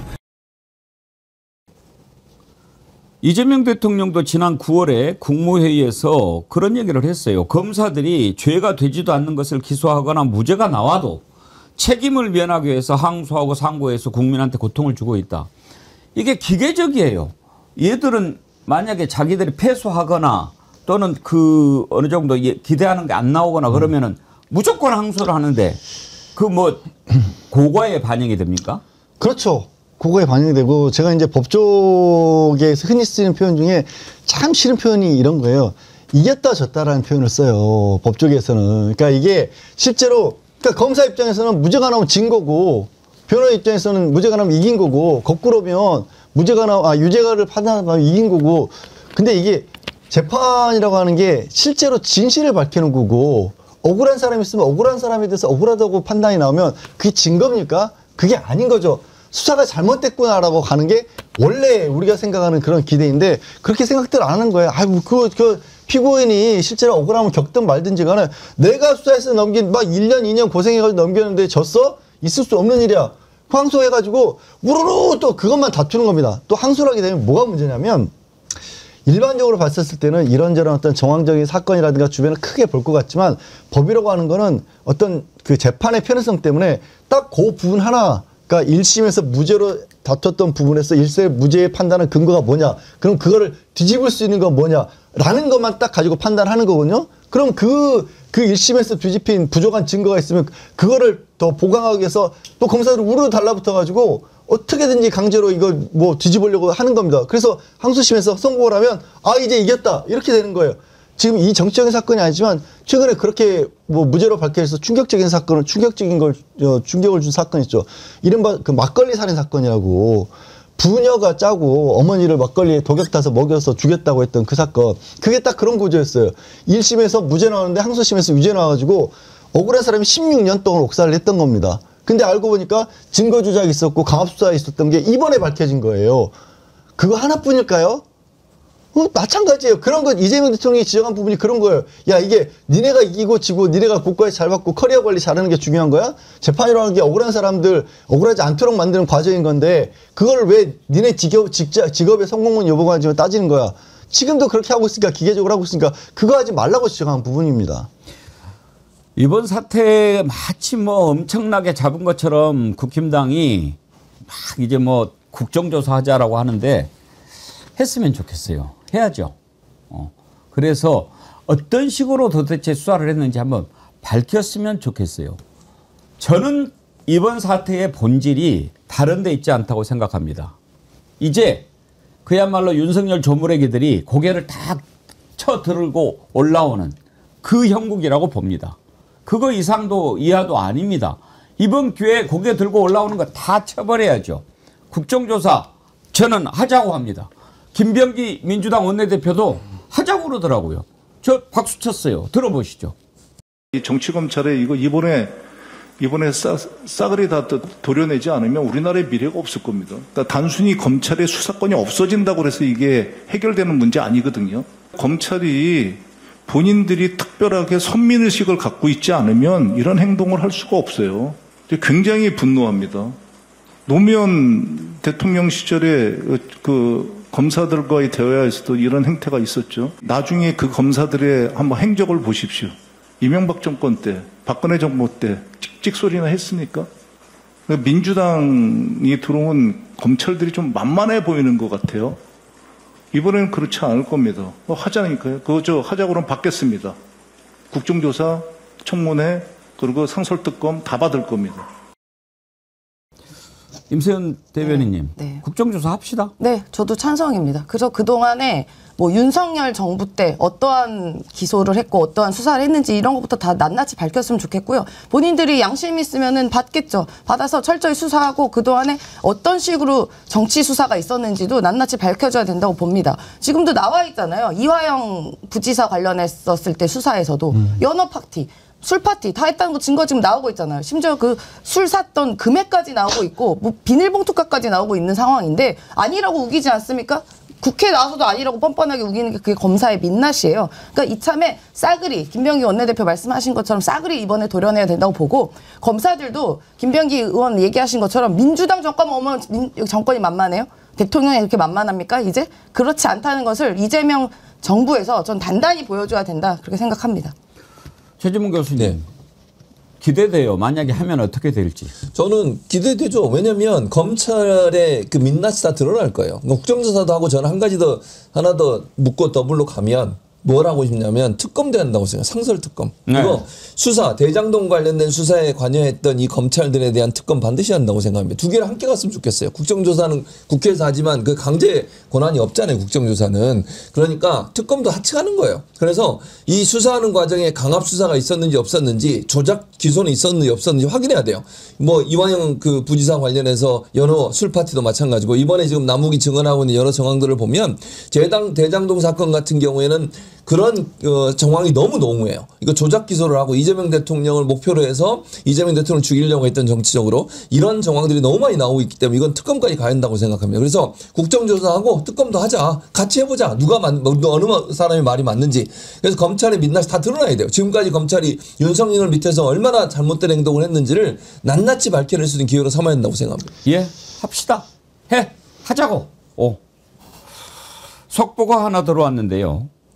내란 특검팀이 윤석열을 이적죄, 그러니까 이제 우리가 그동안 흔히 외환 관련된 거, 이 이적죄로 김용현 여인영 방첩사령관이죠. 일반 이적 및 직권 남용 권리행사 방해 혐의로 기소했는데요. 이제 말하자면 외환죄로 기소한다고 볼 수 있습니다. 근데 외환죄는 뭐 여러 가지 막 결리는 게 있으니까 이제 이적죄로 했는데 이거를 보면서 당연히 해야 된다라고 생각하지만 궁금한 게 있어서 양지열 변호사님한테 여쭤볼게요. 원래 이제 윤석열이 그 구속기간 만기가 다가오지 않습니까? 그런데 직위원이 지금 하는 거 보면은 과연 그 안에 끝날 수 있을까? 그렇게 되면 이제 풀려날 수 있으니까 이때 또 외환 관련된 걸로 영장을 청구해서 구속기간을 연장하는 걸로 생각하지 않았습니까? 그런데 지금 이걸 기소를 해버리면 그거는 어떻게 됩니까? 그때 당시 새로운 걸로 영장 청구는 어려운 상황이 되는 거죠. 근데 이제 내란 특검에서도 약간 이제 다른 사건들, 특히 이제 한덕수 전 총리 사건이긴 합니다만 그 사건의 결론이 올해 안에는 나올 수 있을 것 같다라는 확신을 가진 것 같습니다. 그리고 이 일반 이적죄라고 하지만 이 부분도 수사가 굉장히 많이 진전이 되어 있는 상황이고 이게 뭐냐면 그 평양의 북쪽에 그 주석궁 주변이라든가 아니면 그 북한의 군사기지 주변으로 드론 날려보낸 사건인 겁니다. 드론 날려보내고 실제로 이제 또 북방한계선 쪽으로 아파치 헬기도 낮게 저공 비행해서 공격을 유도하는 듯한 그런 상황을 만들어냈지 않습니까? 그게 북한, 적으로 명시되는 북한에 대해서 북한이 전쟁을 일으키기 쉽게 만들어줬다. 북한으로 하여금 오히려 우리를 공격할 수 있는 빌미를 만들어줬다고 해서 적을 이롭겠다는 의미의 일반 이적으로 된 겁니다. 근데 이제 외환으로 안 됐던 이유는 외환을 하려면 북한과 통모를 해야 되는데 통모한 증거는 없다 보니까 이제 일반 이적으로 간 거고 그 과정에서 드론 사령부에 있는 그 군인들 입장에서는 그렇게 할 일을 해서는 안 되는 거거든요. 근데도 불구하고 그 사람들에게 엉뚱한 일을 시켰다라고 해서 직권남용 권리행사 방해죄까지 같이 적용한 겁니다. 그런 것들 그리고 아까 말씀드린 것처럼 한덕수 전 총리에 대한 사건이라 이런 것들이 먼저 결론이 나오게 되면 직원이 아무리 그 주저앉아가지고 지금 사실 아직도 증인이 30명간에 남아있기 때문에 올해 안에 무슨 뭐 재판을 끝낸다 이게 현실적으로 어려워질 수도 있는 상황이라고 하지만 그 재판을 무시할 수가 없는 거예요. 기본적으로 한덕수 전 총리에 대한 지금 한덕수 전 공소장 변경한 게 내란의 주요 임무 중사까지도 같이 되는 거거든요. 그러니까 내란은 중요 임무 중사, 내란을 같이 일으켰다고 하는 사람에 대해서 올해 안에 유죄가 나와버리면 근데 내란의 우두머리는 그럼 빠져나간다는 게 이게 성립할 수가 없는 사건이다 보니까 아마 그렇게 기소를 한 것 같습니다. 그러면은 이제 풀려나는 거는 걱정 안 해도 됩니까? 아니요. 저는 걱정은 여전히 해야 된다고 봅니다. 걱정을 하고 계속해서 직위원에 대해서 지적을 하고 왜 이렇게 재판이 질질 끌어가고 있냐라는 부분도 계속해서 지적을 해야 한다고 봅니다. 그래야 만약에 무슨 짓을 할지 모르는 자들이기 때문에 저는 이 부분을 계속해서 지적을 해야 된다고 봅니다. 그런데요, 윤석열 이자는 지금 구치소에 들어가서 돈 벌고 있더라고요. 지금 다시 구속된 뒤에 100일 동안에 들어온 영치금이 6억 5,725만 원이에요. 와, 109일간에. 윤석열이 대통령 연봉이 2억 6,258만 원이거든요. 그러니까 1년에 받는 연봉 2억 6천인데 100일 동안 6억 5천 넘게 영치금을 받았어요. 이걸 또 받아가지고 다 또 바로 인출해서 넘겼더라고요. 완전히 구치소에 전방 차린 아닙니까? 제가 감옥 테크라고 부릅니다. 감옥 테크. 네, 감옥 테크, 감옥 재테크. 그러니까 그렇게 지금 대통령 재임했을 때보다 사실상 이게 연봉으로 따지면 훨씬 높은 비중으로 지금 영치금 받고 있는 거잖아요. 그러니까 계속 계시면 되겠네요. 훨씬 낫네요. 대통령 재임보다. 더군다나 이거 면세죠. 예. 면세예요. 그럼요. 면세. 예, 면세죠. 예. 세금도 안 띱니다. 계속 계셔라. 그리고 계속 재테크 하셔라 그 안에서. 그리고 심지어 180차례 이제 출금을 했다고 하거든요. 근데 또 신기한 거는 김건희한테는 2,200만 원밖에 안 갔다고 하더라고요.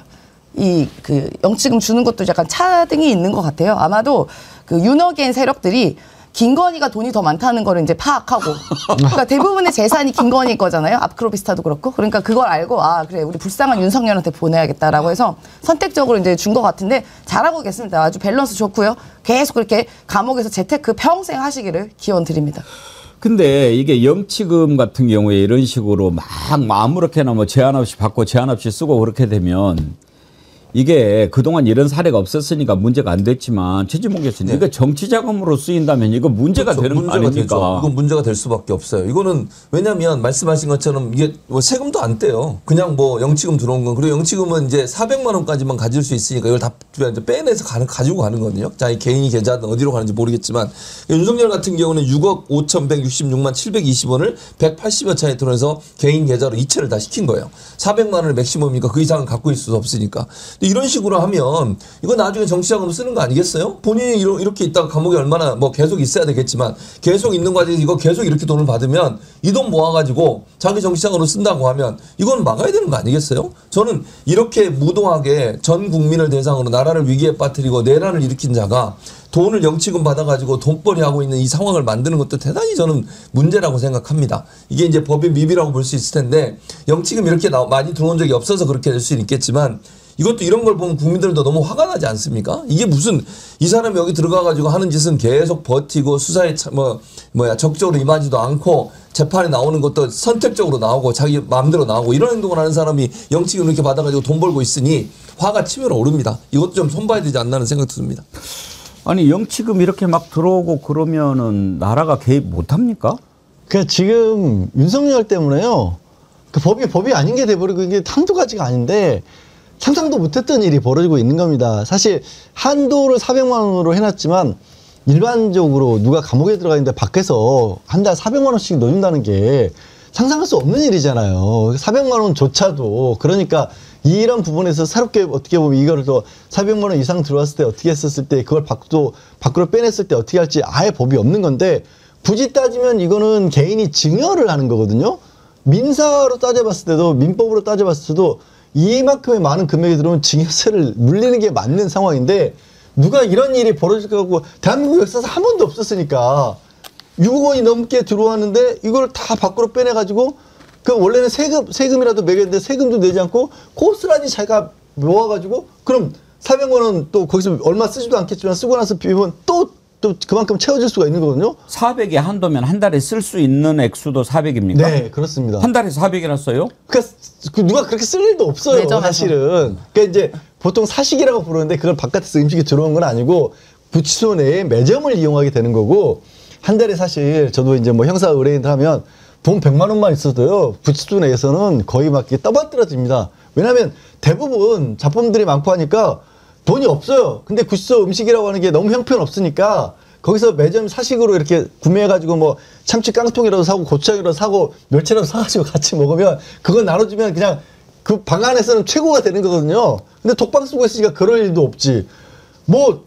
이런 일이 아예 있을 수가 없는 일이 벌어지고 있으니까 법이 없는 거예요. 나는 평생 살면서 윤석열이가 뭐 이렇게 땡겼다는 얘기는 들어봤어도 어딘가에 기부했다, 불우한 사람을 도왔다, 이런 것은 들어본 적이 없습니다. 최진봉 교수님. 저도 들어본 적이 없습니다. 그러니까 그래서 지금도 보세요. 자기 계좌로 다 뭐 어느 계좌인지 제가 모르겠습니다만 출금해서 다 넘어갔잖아요. 지금 그 돈은 어디다 차곡차곡 쌓아놓는지 모르겠어요. 그래서 저는 이거 지금 400만 원 한도니까 뭐 지금 개인적인 생각입니다. 좀 이제 이런 인간들, 이렇게 특히 이렇게 내란을 일으키거나 국민에게 엄청난 피해를 준 인간들이 만약 들어가서 영치금이 400을 넘어가면 그냥 국고로 환수했으면 좋겠어요. 그러게 말이에요. 그 이상 그냥 예. 법을 바꿔가지고. 그러니까 뭐 일반 사람들은 그 범위에 안 들어가니까 이렇게 뭐 중요하게 국가에 큰 피해를 입혔던 사람들은 그 이상이 들어오면 다 국고 환수 이래버려야 된다고 생각하는데 이게 윤석열이 하는 행동을 보면 저기 앉아가지고도 자기 이익 챙기고 자기 배부르게 하고 이런 일 하고 있는 거 아니겠습니까? 반성은 하고 있습니까? 뭐라고 자기 때문에 피해를 당하고 있는 부하들에 대해서는 다 책임을 부하한테 떠넘기고 이런 못된 행동을 한 사람이 이런 걸 또 돈을 챙기고 있다 보니까 더 화가 날 수밖에 없는 거 아니겠습니까? 님그림자님도요. 400 초과하면 국고로 귀속시키는 법을 만들면 됩니다. 예, 만듭시다. 이것도 만들어야죠. 그리고 저희는 많이 받아가지고 뭐 어디다 쓸까? 평생 쓸 일이 없지 않나요? 그러니까 저도 평생 저게 못 나오잖아요. 지금 저 계좌를 보낸다 한데 저 누가 받아요? 김건희도 감옥 가 있는데 받을 수 있는 사람이 없어요. 저도 어디 간 거야? 토리 가봤나? 토리 말고는 없잖아요 지금. 응? 김건희가 쓸 수 있어요? 뭐가 쓸 수 있어? 백날 저렇게 180회 옮겨봤자 윤석열은 저 돈을 만날 일이 없어요 앞으로. 만나서도 안 되고. 임세현 소장님, 네. 우리 오늘 밤에 아크로비스타 갈까요? 아 한번 털러 갈까요? 로저 비비에랑 막 이런 거 좀 더 얼마나 만나 한번. 근데 아크로비스타가 문제가 아니라 없어진 컨테이너가 더 중요합니다. 컨테이너 가야 돼요. 그게 중요합니다. 그게 어디로 갔는지. 일단 임세현 소장님이 네. 컨테이너를 좀 찾아주세요. 제가 수색해 보겠습니다. 예. 네. 가는 거는 같이 가고. 네.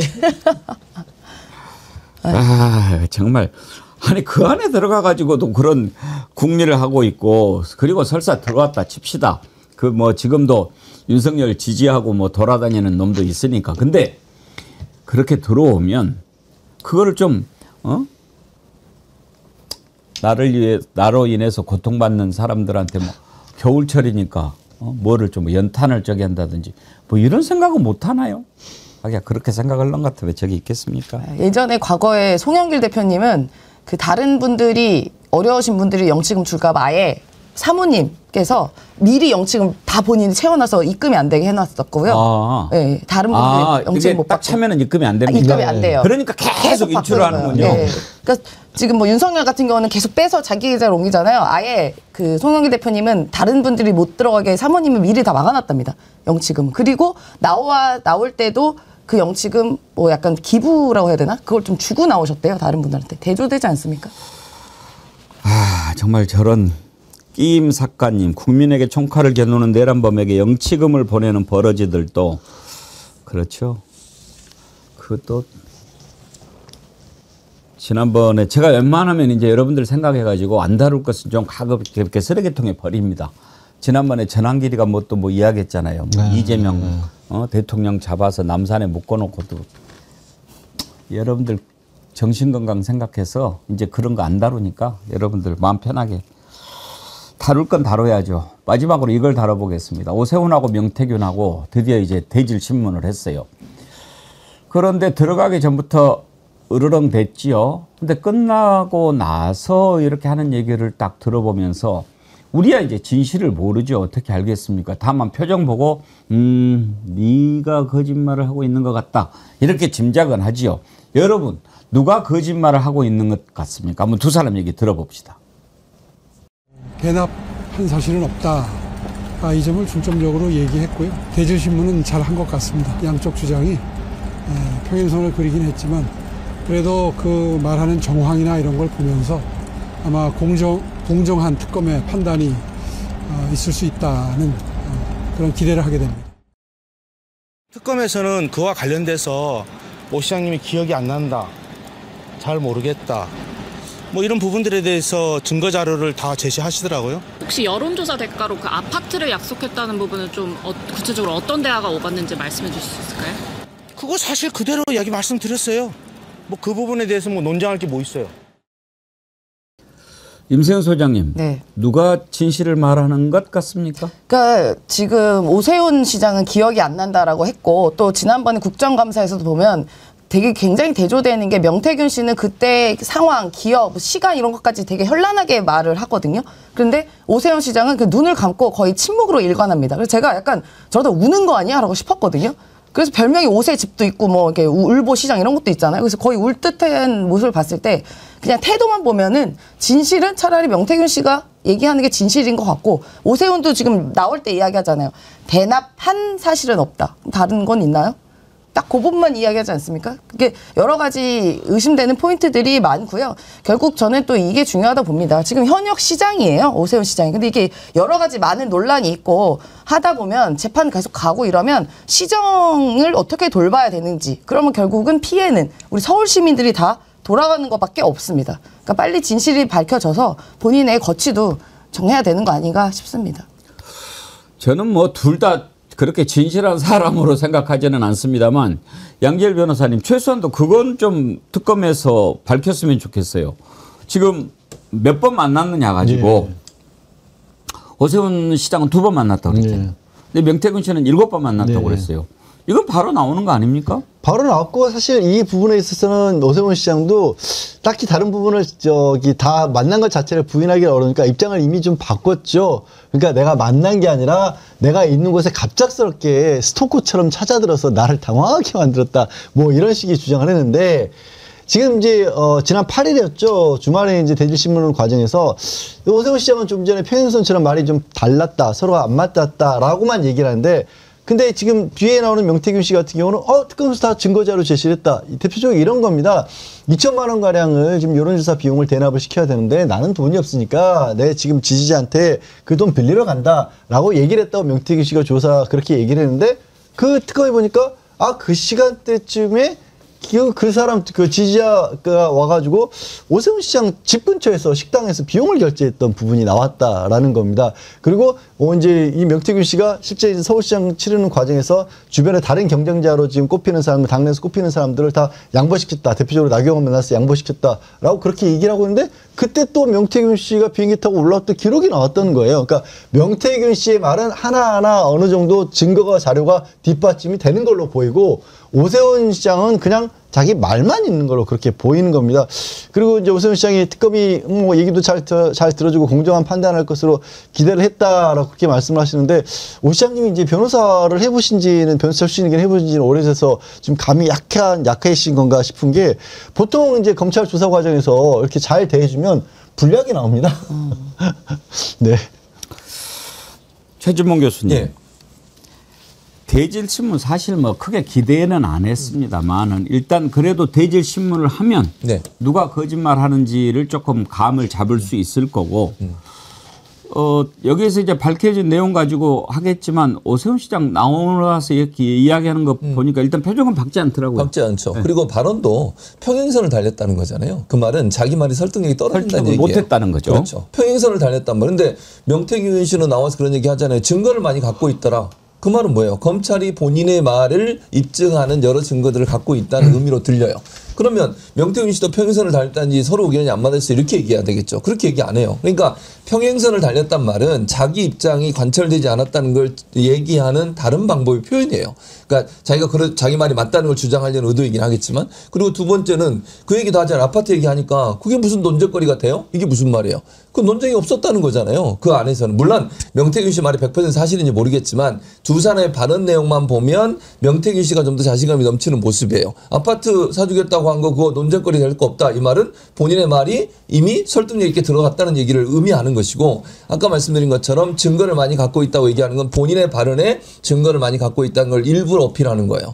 그리고 오세훈 시장은 계속 평행선을 달렸다고 하는 건 본인의 의견이 받아들이는 환경이 아니었다는 걸 얘기하는 거고 그 말의 내용 그대로만 보면 두 사람 뭐 신뢰할 수 없는 상황이긴 하지만 내용만 보면 명태균 씨의 말이 훨씬 더 특검 조사에서 많이 증명되고 이해되고 받아들여졌을 가능성이 높다. 즉 오세훈 시장의 말은 상당 부분 배척되거나 탄핵됐을 가능성이 높다 이렇게 보여집니다. 예. 알겠습니다. 이것도 곧 또 진실이 드러날 겁니다. 오늘 종묘 앞에 고층 빌딩 들어서는 거 가지고 또 오세훈 시장 관련된 것도 짚어볼까 했는데 일부 시간이 다 돼서 이건 또 시간 될 때 짚어보도록 하겠습니다. 오늘 2부에서는 김규현 변호사, 정구승 변호사 두 분 나오시는 날이죠. 지금 문제가 되고 있는 검찰의 항소 포기와 관련해서 더 깊이 한번 들어가 보도록 하겠습니다. 일부 함께 해주신 최진봉 변호사님, 임세은 소장님, 양지열 변호사님 세 분 다음 주에 뵙죠. 감사합니다. 네, 고맙습니다. 예, 월요일은 우리 다 유식해지는 시간이죠. 김규현 변호사님, 정구승 변호사님 모시고 여러분들이 지금 좀 헷갈리고 궁금해하는 거 있죠. 항소 포기 검찰. 이게 지금 뭐길래 이렇게 시끄러운가? 그리고 어떤 관점에서 봐야 하는가? 이거 우리가 정확히 알아야 됩니다. 오늘 두 분 모시고 해답을 여러분께 전해드리도록 하겠습니다. 어서 오십시오. 안녕하세요. 네. 반갑습니다. 김기현 변호사님. 일단 이제 이거 가지고 막 국힘에서는 이제 엄청난 거 나온 것처럼 뭐 난리를 치니까 민주당에서 그래 국정조사 하자. 저도 했으면 좋겠는데 일단 항소 포기를 하니까 그 참여했던 검사들이 반발을 하고 서울중앙지검장이 사의를 표명하고 이러니까 그냥 봤을 때는 뭔가 무리하게 했나 이렇게 생각하게 되잖아요. 예. 그렇죠. 김기현 변호사님, 일단 항소 포기가 맞습니까? 기준상 봤을 때 항소 포기를 하는 게 맞습니다. 이거는. 네, 사실은 뭐 해도 그만 안 해도 그만이에요. 이거 제가 이거는요? 보기에는. 네. 아무런 뭐가 없는데 어느 쪽으로도 결론을 내도 되는데 굳이 검찰의 내부 지침이나 이런 거를 종합적으로 판단해 봤을 때는 항소 포기 쪽이 좀 더 맞는 것 같다. 저는. 그러면 검사들은 항소 포기하라고 그러면은 뭐 그냥 자기 뭐 죽는 것으로 생각합니까? 말이 안 되죠. 저는 무슨 이거는 딱 박범계 의원께서 한 말이 딱 맞아요. 예. 독립운동하는 줄 알았습니다. 이렇게 평가를 하셨던데 자 보세요. 이거 항소 포기한다고 해서 이재명 대통령이나 민주당 정권에서 얻을 이익이 일단 그러니까 없습니다. 이제 그걸 좀 따져봐야죠. 네. 지금 저렇게 날지를 떨 일인가. 근데 하나하나 공부를 합시다. 오늘은 공부 시간이니까. 정구승 변호사님.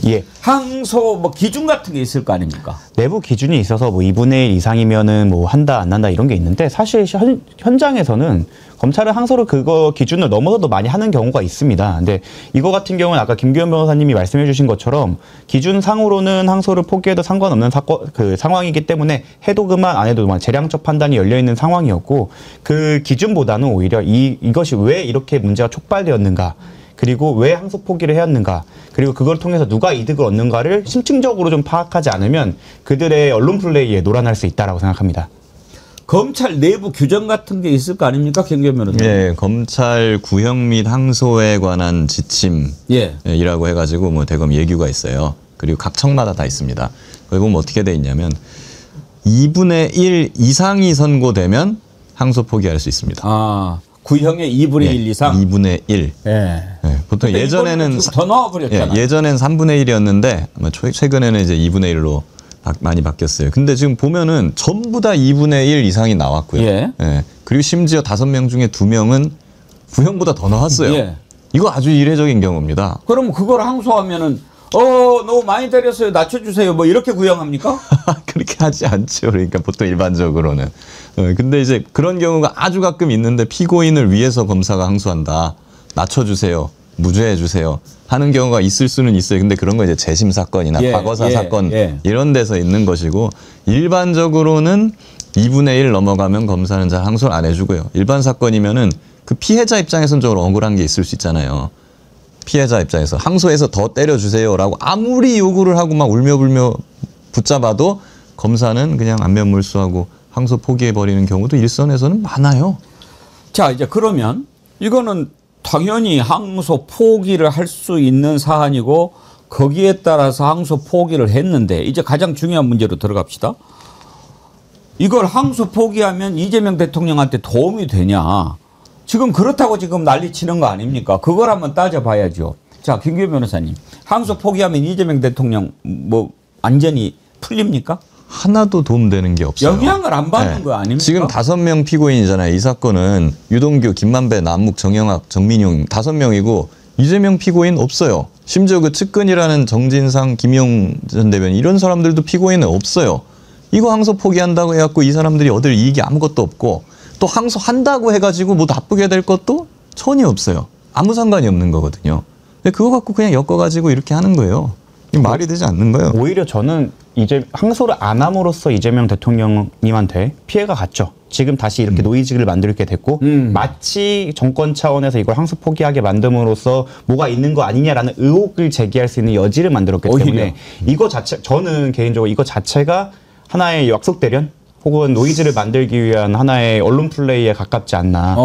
왜냐하면 사실 생각해 보시면은 구형보다 더 나왔다는 건 검찰보다 더 세게 처벌해야 되는 유동규나 그 2명이 있었던 거죠. 그 사람들 입장에서는 그 사람들이 막 말하고 나왔던 게 검찰이랑 3년으로 얘기가 되었다. 이랬는데 여기서 항소를 하게 된다고 하면 유동규나 그 사람들 입장에서는 항소심 가서 마치 남욱 변호사처럼 다른 얘기를 할 유인이 더 생기죠. 오히려 그래서 항소 포기를 할 유인이 있는 건 이재명 대통령님 측이 아니라 오히려 검찰 측이었다. 그럼 자기네가 원하는 항소 포기를 하면서 마치 그 팀을 나눠서 마치 우리는 항소를 하고 싶었는데 못하게 했다라는 프레임을 만들어서 이재명 대통령님은 억울하게 언론 플레이였고 그러면서 자기네 입장에서는 유동규를 섭섭하지 않게 하는 그런 모든 결과를 얻기 위한 하나의 공작이 아니었나라고 생각합니다. 근데 이제 약속 대련이라고 그러면은 이거 법무부에서도 의견을 개진하고 그래서 정성호 장관이 공범이 돼버리는 거니까. 아니죠. 하나 어떻게 보면 낚인 거죠. 왜냐면 정성호 법무부 장관이 한 얘기는 딱 하나라고 들었습니다. 신중하게 판단해라.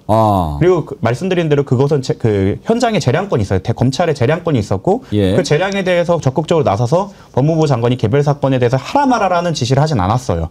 그런 걸 생각하면 정성호 장관 역시도 거기서 항소를 한다고 해도 장관이 나서서 뭐라고 하는 것도 부적절하고 안 한다고 하더라도 나서는 게 부적절하기 때문에 그냥 원론적인 입장을 취한 거고 결국에는 검찰과 중앙지검장 그러니까 그 총장 대행과 중앙지검장 사이에 어떻게 보면 하나의 쇼가 아니었나라는 생각을 하게 됩니다. 결과적으로는 검찰총장 대행이 판단을 한 거거든요. 예. 그 판단한 건 일단 항소 포기를 해도 되는 기준이에요. 항소 기준에 부합하지 않아요. 그리고 두 번째로서는 지금 이 수사팀이 뭐 조작 수사를 했다, 뭐 연어 술 파티를 했다, 뭘 했다, 남욱에 배를 가르겠다고 했다, 뭐 여러 가지 의혹이 나오고 있어요. 이런 수사팀을 검찰의 과오나 이런 것들이 밝혀지고 있는 상황에서 이걸 종합적으로 판단했을 때 항소 포기가 맞다라고 검찰총장 대행이 판단한 거거든요.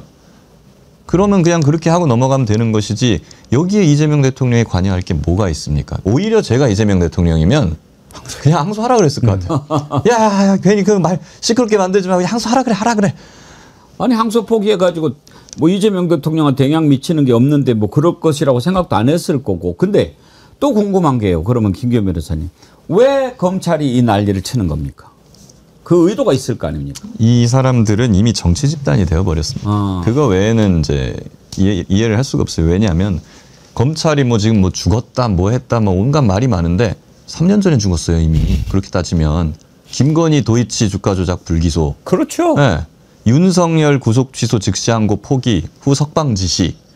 이때 검사들 뭐 했어요 그럼?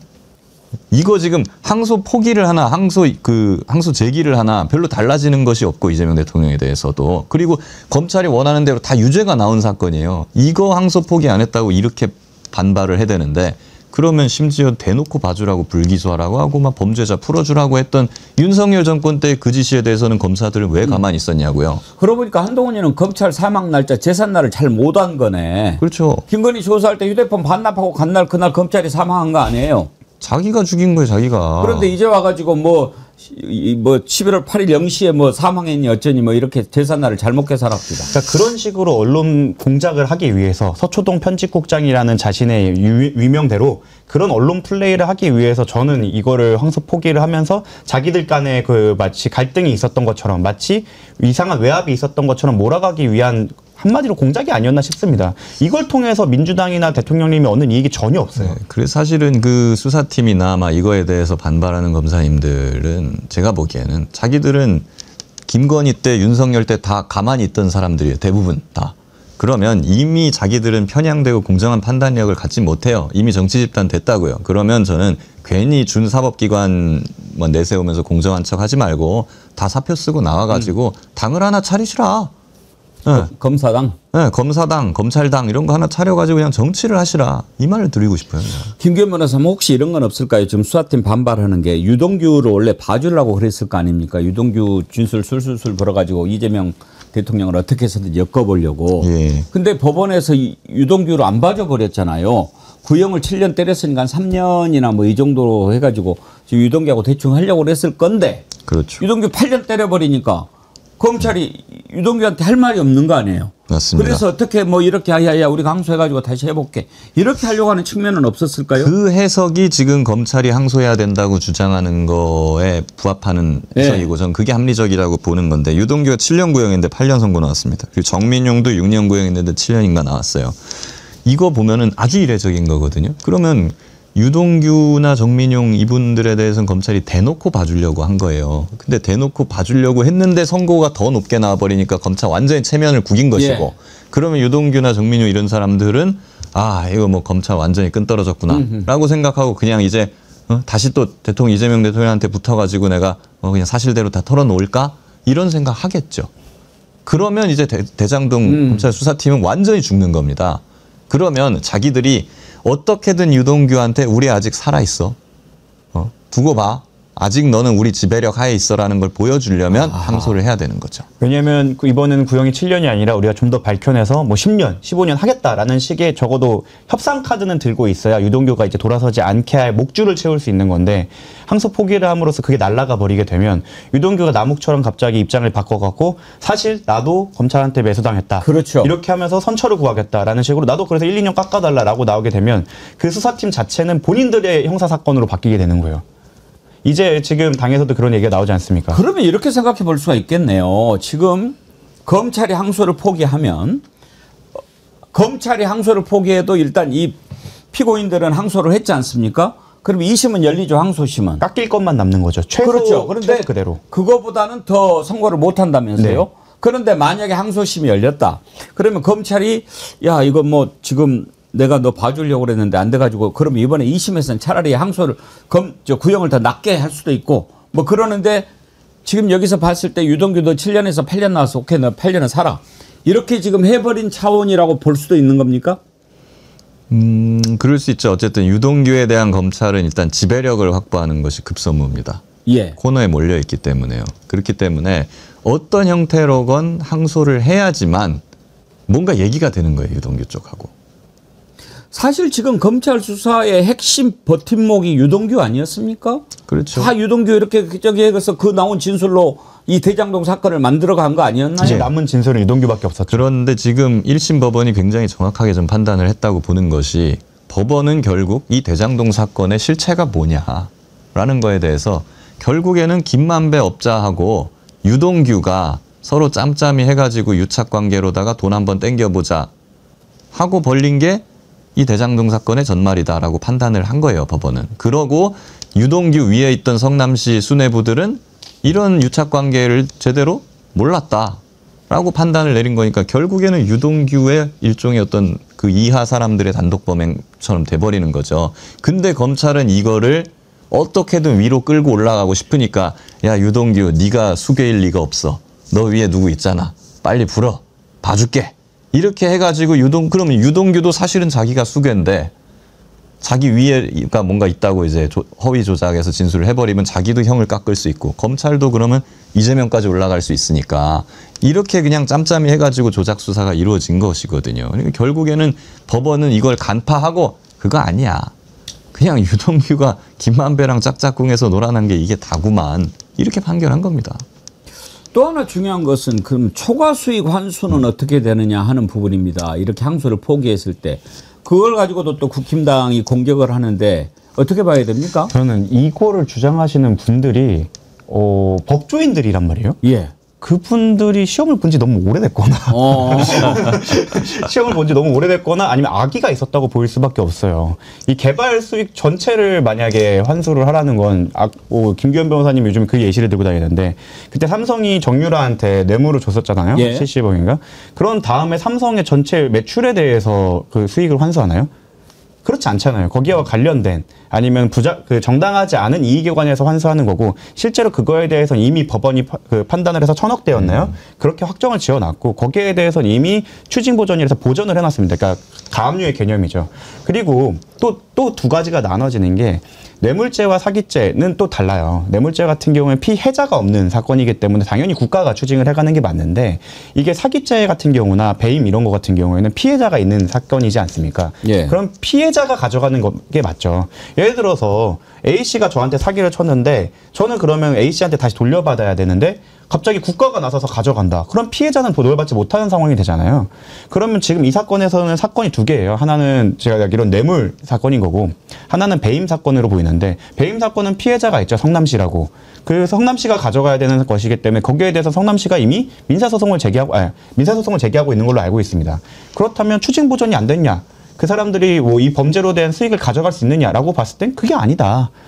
그 뇌물로 인해서 벌어진 추징 보전에 대해서는 이 사건에서 이미 다 추징 보전을 했고 그 외 배임이나 다른 사건에 대해서 가져가는 이익 중에 그 개발로 인한 이익 중에 부당한 이익에 대해서는 이미 성남시가 이제 소송까지 걸었고 거기에서선 착착 진행되고 있다. 일단은 지금 법조인들 중에 대표자가 이제 한동훈 전 대표 같은 분들인데 이분들은 사실 믿을 게 못 돼요. 옛날 헌법 84조 해석 가지고도 그렇죠. 예, 그때 뭐 기소만 포함이고 공소유지는 포함 안 된다 뭐 이런 취지로 잘못 주장했다가 지금 망신당하고 있잖아요.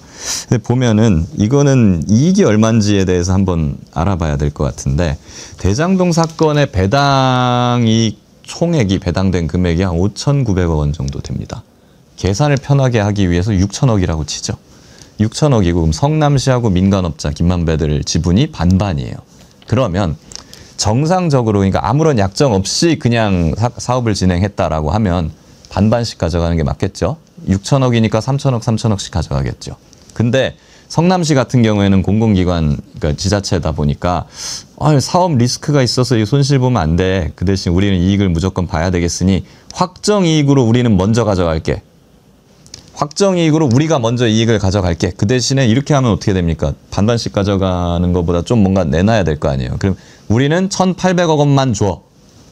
1,800억 원까지만 우선적으로 가져가고 나머지 수익은 너희가 다 가져가.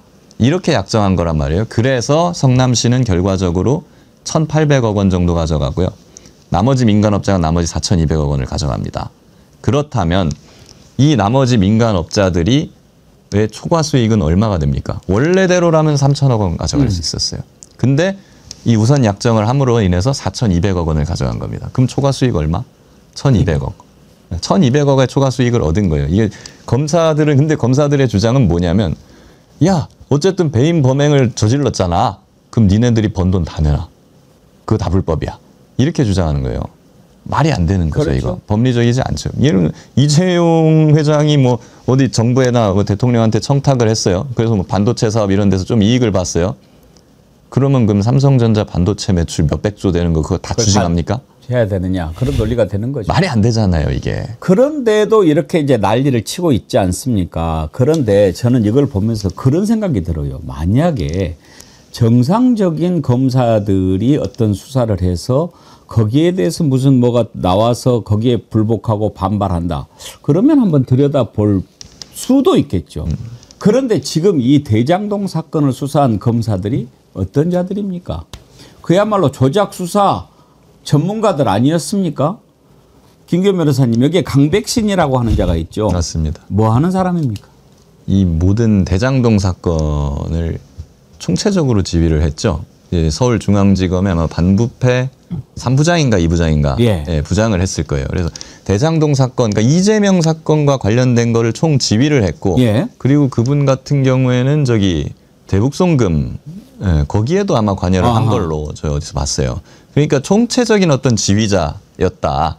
어떻게 보면 한동훈의 후계자 같은 그런 느낌, 그런 지위에서 이 수사를 했다는 것이고, 그 밑에 있던 많은 검사들이 이제 뭐 박상용 검사라든가 뭐 그리고 이제 배를 가르겠다고 말한 뭐 정일권 검사라든가 이런 사람들이 그 밑에 이제 줄줄이 있는 것입니다. 그렇기 때문에 저도 그럴 수 있어요. 이게 일반적인 사건이고 정상적인 검사들이라면 얘네들이 뭐 항소 포기해도 되고 뭐 안 해도 되고 하는데, 항소를 해야겠습니다. 죽어도 라고 하면 들어줄 수 있다고 봐요. 정상적인 사람이었으면 그래 뭐 일선이 원하는데 그래 해라 해줄 수 있는데, 근데 이 사람들은 뭐 배를 가르겠다고 하고 하질 않나, 무슨 연어 술 파티니 뭐 온갖 조작 수사니 진술 세미나니 여기에 연루돼 있잖아요. 그러니까 어떻게 보면 이 사람들은 지금 범죄자 집단이에요. 그 의혹 나오는 거만 보면 이 사람들의 말은 들어줄 수 없는 거죠, 그럼. 그리고 그렇기 때문에 이 사람들은 이 사건이 계속 비화되고 증인들이 말을 바꿀수록 이게 이재명 사건이 아니라 본인 사건으로 슬슬 변하기 시작할 거예요. 예. 그렇기 때문에 이 사람들은 여기에 대해서 계속 우리가 외압을 받았다는 식의 코스프레가 필요했고 검찰 전체에서는 그러니까 검찰 전체의 입장과 일선 수사팀의 입장이 좀 다를 수밖에 없는 거죠. 검찰 전체 입장에서는 이거를 빨리 진화를 하고 빨리 끝내야 되는 상황이었고 이 수사팀 입장에서는 이 불씨를 살려놓고 자기네가 외압받는 코스프레를 해야 자기가 범죄 혐의 어떻게 보면은 허위 수사나 왜곡 수사나 이런 거 했던 거에서도 약간 프레임을 씌울 수 있는 상황이었기 때문에 저는 그 양쪽의 니즈가 맞아서 총장 대행은 검찰 전체의 이익을 받고 그 중앙지검장은 이 수사팀의 이익을 봐서 이 둘이 그 서로 일부러 갈등을 만들어내 갖고 결국 이 불똥이 지금 어디로 튀고 있습니까? 당과 이재명 정부에 튀고 있지 않습니까? 그런 결과를 만들어내기 위한 둘의 그냥 맞추기 공작? 뭐 약속 대련 이렇게 보인다고 생각하는 거고 여기에 대해서 일선 검사들이 반발하고 막 나가고 있는데 정말 너무 웃겨요. 뭐 이번에 초임 검사가 이프로스에 글을 썼다고 하더라고요. 근데 그 초임 검사한테도 정말 묻고 싶어요. 출장 콜검할 때는 뭐 했습니까? 구속 취소 때는 뭐 했고요? 그리고 그 질문을 다 국민들이 던지고 있습니다, 지금. 이게 이 사건 같은 경우 저희가 와서 설명을 해도 복잡하잖아요. 어렵고. 근데 검사들도 마찬가지예요. 검사들도 이 사건에 대해서 구체적으로 아는 사람이 없고 그냥 피상적으로 알고 있습니다. 우리 검찰이 이재명을 이겨내지 못하고 외압을 당하고 있다. 우리가 정권을 빼앗겼기 때문에 우리가 부당하게 차별받거나 부당하게 억압받고 있다. 그렇기 때문에 그 내용도 살펴보지 않고 사실 내용을 보면은 이렇게 반발할 내용이 아닌데도 불구하고 갑자기 모든 사람들 들고 나서 사표 쓰겠네, 뭐 이프로스에 부끄럽네 이렇게 욕을 하는데 이 양반들이 검사들이 김건희 불기소하고 윤석열 구속 취소 포기할 때 너희들 뭐 했어? 왜 가만히 있었어?라고 하면 하는 변명이 이거였어요. 검사는요. 사건 기록 봤어요? 네 사건이에요? 아니잖아요. 사건 기록 안 봤으면 말을 하면 안 되는 거예요. 남의 사건에 함부로 그러세요? 얘기하면 안 돼요. 그래서 우리가 가만히 있는 겁니다. 그랬어요? 이렇게 변명해요. 모든 사건에서 그렇게 변명해요. 검사들 다 보면. 근데 그럼 자기는 대장동 수사 해봤어? 지금 반발하는 그 검사들? 대장동 수사팀 빼고 뭐 딴 사람들 막 글 쓴다면서 해봤어? 대장동 사건 기록 봤어요? 자기는? 안 봤잖아요. 근데 그럼 왜 반발해 이번에? 아니 솔직히 판결문이라도 좀 보고 거기에 대해서 분석해서 얘기를 한다고 하면 그러면 오케이 다른 의견이 있을 수도 있는데 그것도 아니에요. 그냥 그 언론이 하고 있는 악마와 프레임에 그대로 편성을 해갖고 쪽팔리다, 화난다, 검찰이 졌다, 그 역시 악마팀이 이겼다 이런 식으로 그것도 검사들이 2%에서 내서 와서 막 훌륭한 선배들이 다 나갔네 이런 식으로 얘기하는 걸 보면서 와 이거를 어디서부터 손을 대야 될까? 저 사람들은 스스로가 공직자임을 잊은 게 아닐까? 라는 생각이 들 정도입니다. 정무승 변호사님. 예. 그리고 이번에 이제 검찰이 항소 포기한 것 가운데 하나 이런 이유도 있을 것 같아요. 지금 이제 배임죄를 폐지하려고 하지 않습니까? 그런데 어차피 그게 돼버리면 이게 이제 의미가 없어지니까 그것도 할 것 같은데 배임죄 폐지에 대한 입장은 어떠십니까? 저 같은 경우에는 배임죄 폐지에 대해서는 시기상조라는 측면이 있어요. 특히나 이 사건 때문에라도 우리가 시기상조? 예. 너무 이르다. 네, 이 사건 같은 경우 이 사건으로 오히려 불필요한 비판을 받을 수가 있기 때문에 지금 법리대로다고 하더라도 이재명 대통령님에 대한 배임죄는 저는 나중에 다 해결이 될 거라고 생각을 하거든요. 근데 마치 지금 저희가 배임죄를 폐지하게 나서면 마치 구하기 위한 목적으로 배임죄를 폐지하는 것처럼 비춰질 수도 있기 때문에 이 부분에 대해서 좀 신중한 접근이 필요한데 배임죄가 의사결정권자의 그냥 실패를 무조건 처벌하는 식으로만 규정이 되어갖고 분명히 비효율적인 좀 불합리한 부분도 없지 않았기 때문에 그 부분에 대해서 일견 이해하나 사실은 배임죄가 아니면 또 처벌하기 애매해지는 상황도 저는 일부분 있다고 생각을 해요. 근데 모든 것을 이재명 대통령하고 연결해서 그래서 봐서 그런 얘기가 나오는 거지. 지금 배임죄를 폐지함으로써 국제시장에서 우리 그 경쟁력이 인정받고 주가 상승의 요인도 그것도 포함되는 거 아닌가요? 그래서 배임죄는 저는 완화하는 것이 맞다고. 완화. 네, 폐지하면은 부작용이 좀 있고요. 일종의 그 국가보안법 간첩죄 막 이런 거 같은 거라고 보시면 됩니다. 완전히 폐지하면 이제 간첩을 또 못 잡게 되는 그런 부분이 있을 수 있어서 사실 지금은 배임죄가 굉장히 많은 용도에 쓰이고 있어요. 회사의 비밀을 빼돌려 가지고 유출시키는 거 처벌해야 되겠죠. 근데 이것도 배임죄로 의유를 하고 있어요 지금. 그러니까 배임죄를 그냥 폐지해 버리면은 처벌을 정말 해야 되는데 놓치는 것들도 사실 많이 있기 때문에 다만 현재의 배임죄를 그대로 유지하면은 너무 과도하게 처벌받는 기업들이 그런 측면도 분명히 있습니다. 그래서 요거는 완화를 하면 됩니다. 그럼 저도 그런 취지로 말씀을 드린 거고 그 시기를 또 조금 더 좀 현명하게 전략적으로 조율을 해야 그 개혁 추진 동력으로 이 상실되거나 이렇지 않기 때문에 좀 현명한 판단이 필요하다고 생각을 합니다. 알겠습니다. 항소 포기와 관련해서 이런저런 얘기가 나오는데 그 내용 짚어봤습니다. 다음으로 넘어가려고 하는데요. 젊은 태양님. 좋아요 10,000명 돌파 못하면 오늘 점심 굶겠습니다. 아이고 그러세요? 방금 10,000명 넘었네요. 젊은 태양님 점심 드셔도 되겠습니다. 젊은 태양님이 애타셨나 봐요. 아까 9,600명일 때 아싸 400명 남았다. 좋아요 꾹 1만 돌파하기 그러셨는데 젊은 태양님 감사합니다. 제가 우리 8080 디퓨저 선물 보내드릴게요. 이렇게 힘을 주셔서 고맙습니다. 그 다음 질문은요. 방금 전에 들어온 속보인데 내란 특검이 윤석열 이적죄로 기소를 했거든요. 그런데 아까도 그거 잠깐 살펴봤는데 김기현 변호사님 의견을 듣고 싶어요. 원래 이 이적죄 외환죄 관련된 부분은 윤석열이 구속기간 만료로 풀려날 경우에 대비해서 또 하나의 카드라고 우리가 생각하지 않았습니까? 예. 근데 이렇게 돼버리면 그 카드 사라져 버리는 거 아닌가요? 아닙니다. 그 카드를 지금 쓰려고 네, 지금 하는 것입니다. 기소를 했는데도? 예, 왜냐하면 이 사람이 재판을 안 받고 있는 상황에서 그냥 아무 수사나 재판도 없는 상황에서 수사를 한다라고 하면 구속영장을 바로 수사 중에 청구를 하죠. 그리고 이제 법원에서 심사를 통해서 발부를 받습니다. 근데 윤석열은 지금 재판 중이잖아요. 이런 상황에서는 수사 중에 그냥 구속영장을 냅다 청구해가지고 발부를 받지를 않아요. 그렇게 할 수가 없고 일단 기소부터 해야 됩니다. 일단 기소를 한 다음에 그 재판부가 배당이 되면은 그 재판부에다가 구속영장을 발부해 주십시오. 사전 포석이군요. 예. 그런 식으로 돌아가는 거예요. 그러니까 지기현 입장에서는 이걸 내가 1월까지 끌은다고 하더라도 어차피 다른 혐의로 인한 추가 영장이 나올 거라. 그러면 이적죄 기소하면 재판부가 새로 배당됩니까? 그게 이제 알 수 없는 부분인 게 그 기존의 그러니까 법원이 원칙제대로라면은 새로 배당되는 게 맞아요. 네. 그런데 이제 또 윤석열이 기존의 재판부가 받고 있으니까 거기에 병합을 시킬 수도 있습니다. 지기현이가 또 맡을 수도 있다. 그러니까 왜냐하면 하던 곳이 이미 이거에 대한 기록도 알고 있고 관련 사건에 대해 알고 있다고 생각을 해서 거기에 붙일 수도 있고 이적죄는 이거랑 별개잖아. 그러니까 새로 배당을 돌리자 해서 배당을 돌릴 수도 있고 이 부분이 이제 어떻게 보면은 사법부의 재량권에 속한 부분이죠. 그러니까 원칙적으로 보면은 관련된 사건이라고 하면 원래 재판부에 병합시키는 것이 맞지만 근데 사실 일반 이적은 기존의 내란이랑은 이건 별개의 범죄, 완전히 시기도 다르고 뭐 종류도 다르거든요. 그렇기 때문에 이거는 뭐 원칙대로 간다면은 새로운 재판부에 배당하는 것이 맞지 않나 그렇게 생각합니다. 지기현이 지금 재판하는 거 보면 왜 그때 말도 안 되는 시간으로 계산해서 풀어줬는지 알 것 같아요. 지금 하는 거 가지고 구속기한이 1월 18일인가요? 그때쯤으로 알고 있습니다. 네. 그 전에 선고가 거의 불가능한 수준 아닙니까? 증인만 해도 지금 30명이나 되고 그러는데. 그러니까요. 그래서 지금 12월에는 재판을 종료하겠다고 했는데 그럼 보통은 재판 종료하고 한 달 정도 후에 선고를 하기 때문에 12월 초중순에 종료를 한다면은 뭐 어떻게 맞출 수는 있겠습니다만. 그것도 안 되죠. 1월 18일이면 12월 날 하고 그다음에 예를 들어서 기일을 1월 말로 잡았다. 그러면 안 되는 그러면 잠깐 콧바람 쐬러 내보내는 거 아닙니까? 그럴 수 있는 것이죠. 그렇기 때문에 한번 잘 지켜볼 필요는 우리가 있고 다만 재판을 종료할 때 선고기일을 잡거든요. 보통.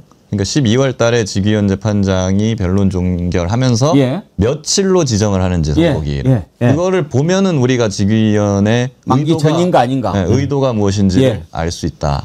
그러면 아까 이적죄라든지 이런 걸로 해서 영장을 또 청구를 하면 언제쯤 할 수 있는 겁니까? 보통은 석방기일이 임박해가지고 결정을 합니다. 그러니까 1월 18일이었던가요? 만약에 그렇다고 한다면 1월 18일이 되기 뭐 한 1-2주 전. 그때쯤에 새로운 그 재판부에서 구속영장 발부 여부를 근데 그게 아니어도 사실 윤석열 씨에 대한 혐의가 너무 많기 때문에 김건희 특검에서 지금 김건희 기소한 거에 사실 공범으로 다 엮기만 해도 다 기소가 되는 수준이고 지금 워낙 많은 혐의가 있지 않습니까? 그 혐의들에 대해서 각 혐의별로 사실 6개월씩 청구할 수 있는 거기 때문에 그 탈옥에 대해서는 지기현식 정말 해괴망측한 정말 싱크빅한 그런 논리로 나오는 게 아니라면 현실적으로는 불가능합니다. 실제로 윤석열이 박근혜 전 대통령에 대해서 그 재판을 끌고 갈 때 그런 식으로 거의 3년 이상을 재판을 끌고 가면서 구속을 계속 연장을 했어요.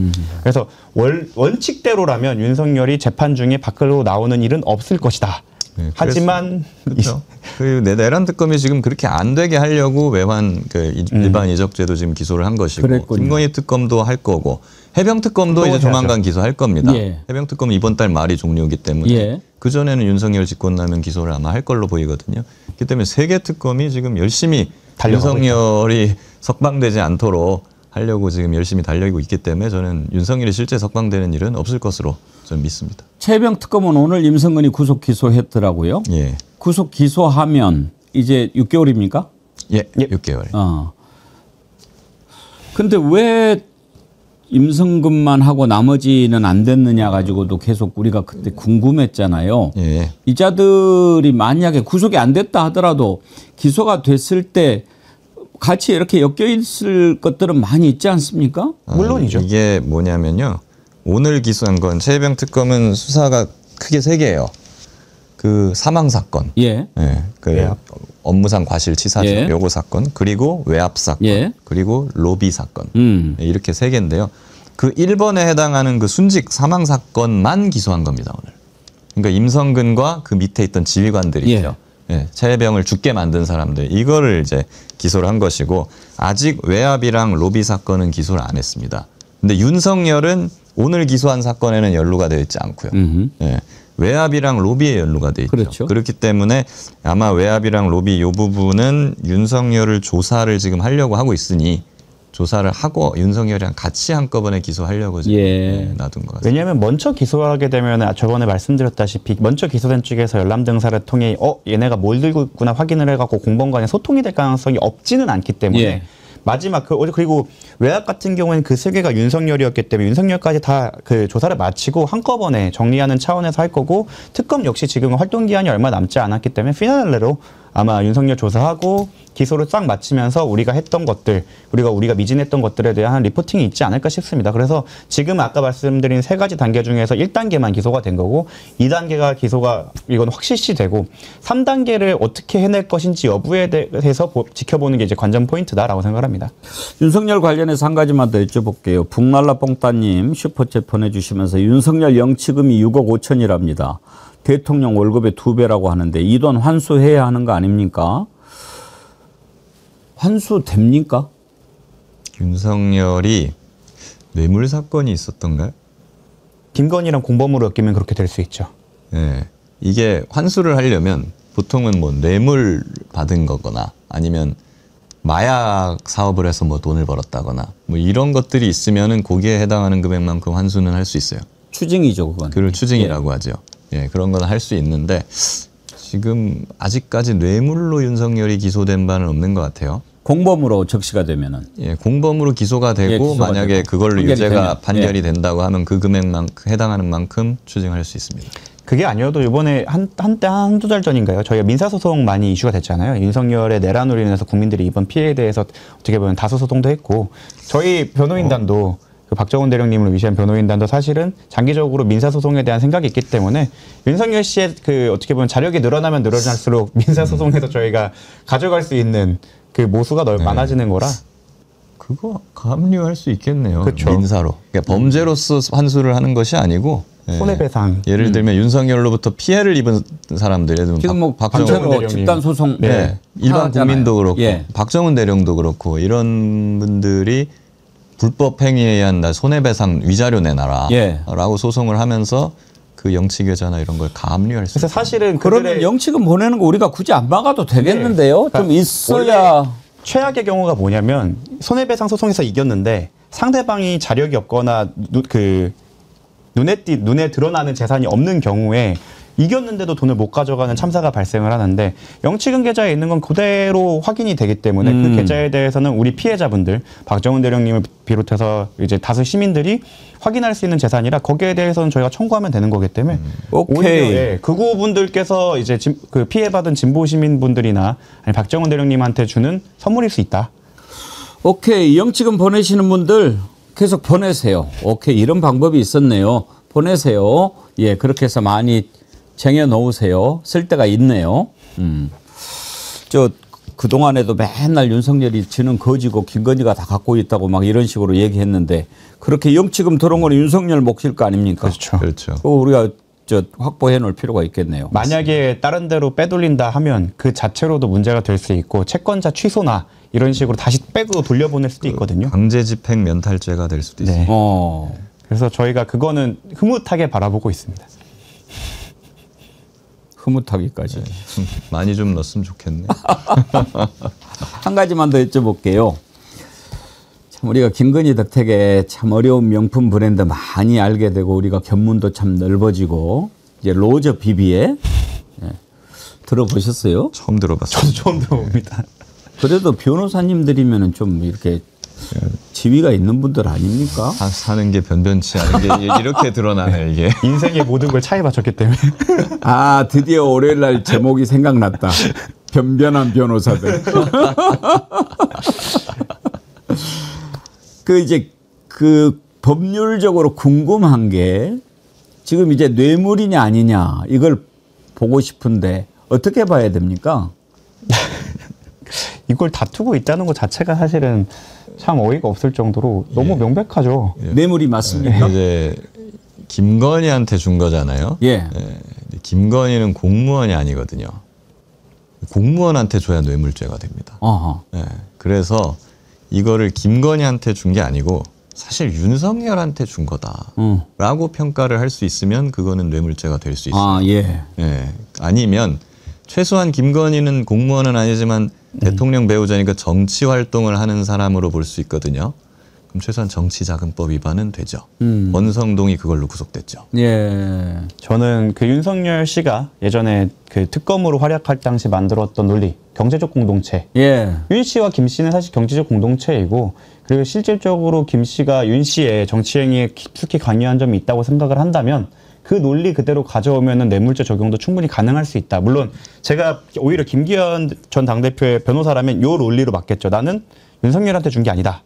1단계 방어막이 공무원이 아닌 김건희한테 선물로 준 거다. 2단계가 이제 대가성이 없었다. 이게 방어를 할 건데 대한민국 수사기관이 마음 먹으면 그것쯤을 뚫는 거는 어렵지 않을 거라 생각합니다. 최순실한테 적용했던 겁니다. 경제적 공동체. 그런데 김기현이도 판사 출신 아닙니까? 그런데 지금 어떻게 방어할까 궁금했는데 사회적 예의라는 논리를 들고 나왔어요. 사회적 예의는 어떤 개념입니까?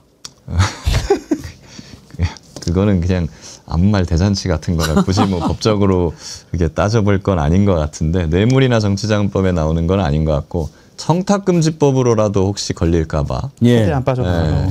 최대한 청탁금지법에 보면 사회적 의례 뭐 이런 거에 벗어나지 않는 거는 괜찮다 이런 구절이 있거든요. 그냥 그런 이야기를 하는 것 같습니다. 그러니까 이제 지금 김기현 얘기는 그거예요. 우리가 이제 생각하기에는 자, 뭐 이렇게 생각할 수도 있어요. 학교 다닐 때 맨날 꼴등을 하던 애가 1등이 됐잖아요.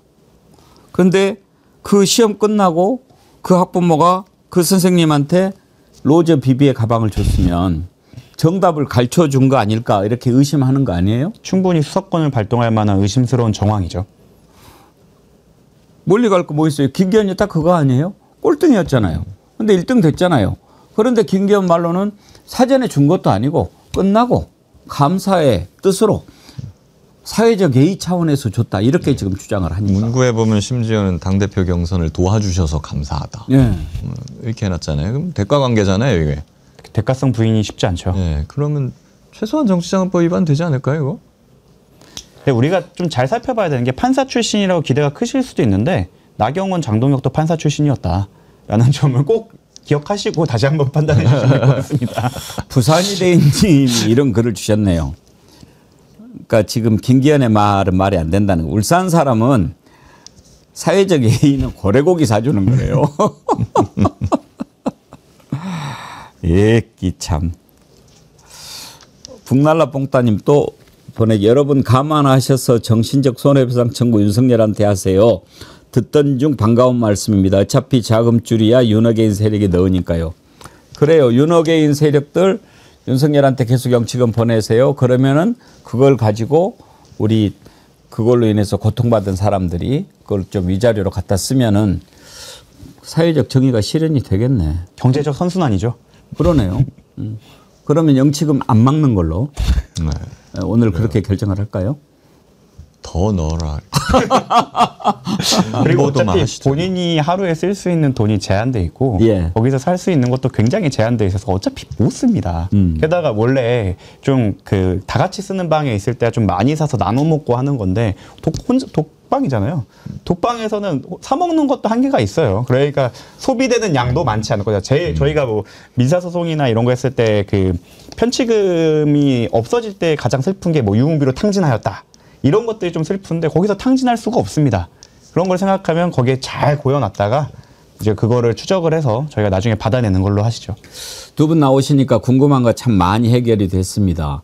우리 정구승 변호사님 이슈 1번지에서 윤석열 사형 구형하셨죠. 네. 그래서 윤석열 사형 선고하는 거 보고 많은 우리 애청자님들이 뜨거운 박수를 보냈는데 수고 많이 하셨고요. 어떻습니까? 우리 지금 이렇게 그 공부할 것들이 많이 나오는데 언제 2부에 김건희 재판 한번 해볼까요? 아유, 그럴까요? 그거는 죄명이 너무 많아가지고. 너무 많아가지고 공부를 많이 해야 되는데 보니까 정구승 변호사님이 공부를 잘하던데 김규현 변호사님이 김건희 쪽 맡아볼 생각이 있으신가요? 너무 어려울 힘들겠지만 것 같은데, 이거 참. 근데 뭐 그 윤석열께 가능했던 이유가 헌법재판소 판결문이 있었기 때문에 사실 그 논리를 좀 가져오거나 쟁점이 좀 정리가 되어 있는데 김건희 거는 지금 특검도 그거를 벅차는 이유가 새로운 사건이 너무 많이 나오잖아요. 아니 나도 재판장 한번 해보고 싶어서 그래요. 박영식이만 재판장하고.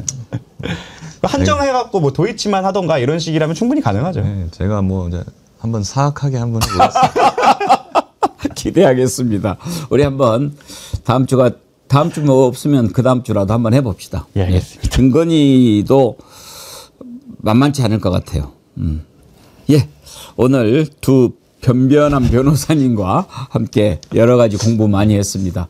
감사합니다. 김규현 변호사님, 정구승 변호사님, 다음 주에 뵙겠습니다. 감사합니다. 감사합니다. 여러분 저거리물 광고 보기 전에요. 제가 담양 중록원 사진 여러분께 배경으로 이렇게 깔아드렸는데 사실은 참 저기가 좋거든요. 근데 제가 이렇게 딱 가운데 버티고 있으니까 잠깐만요, 정구승 변호사님. 예, 그 전경이 잘 안 보여서 여러분께 보여드리겠습니다. 참 아주 고즈넉한 느낌. 담양 중록원의 한옥 마을과 저 대나무 숲이 참 어우러지지 않습니까? 여러분 한번 보시라고 사진 원본 제가 보여드립니다. 또 아주 돌담길도 근사하고요. 저 대나무 숲이 아주 관리가 잘 돼 있어서 담양의 중록원 좋아서 여러분과 함께 나누고 싶어서 보여드립니다. 돌담길 사진도 한번 보여주시겠습니까? 예, 괜찮지요? 예. 고맙습니다. 여러분이 주신 배경으로 장식하고 있습니다. 내일도 여러분들이 참여해 주는 걸로 만들어 보겠습니다. 계속해서 함께 해 주십시오.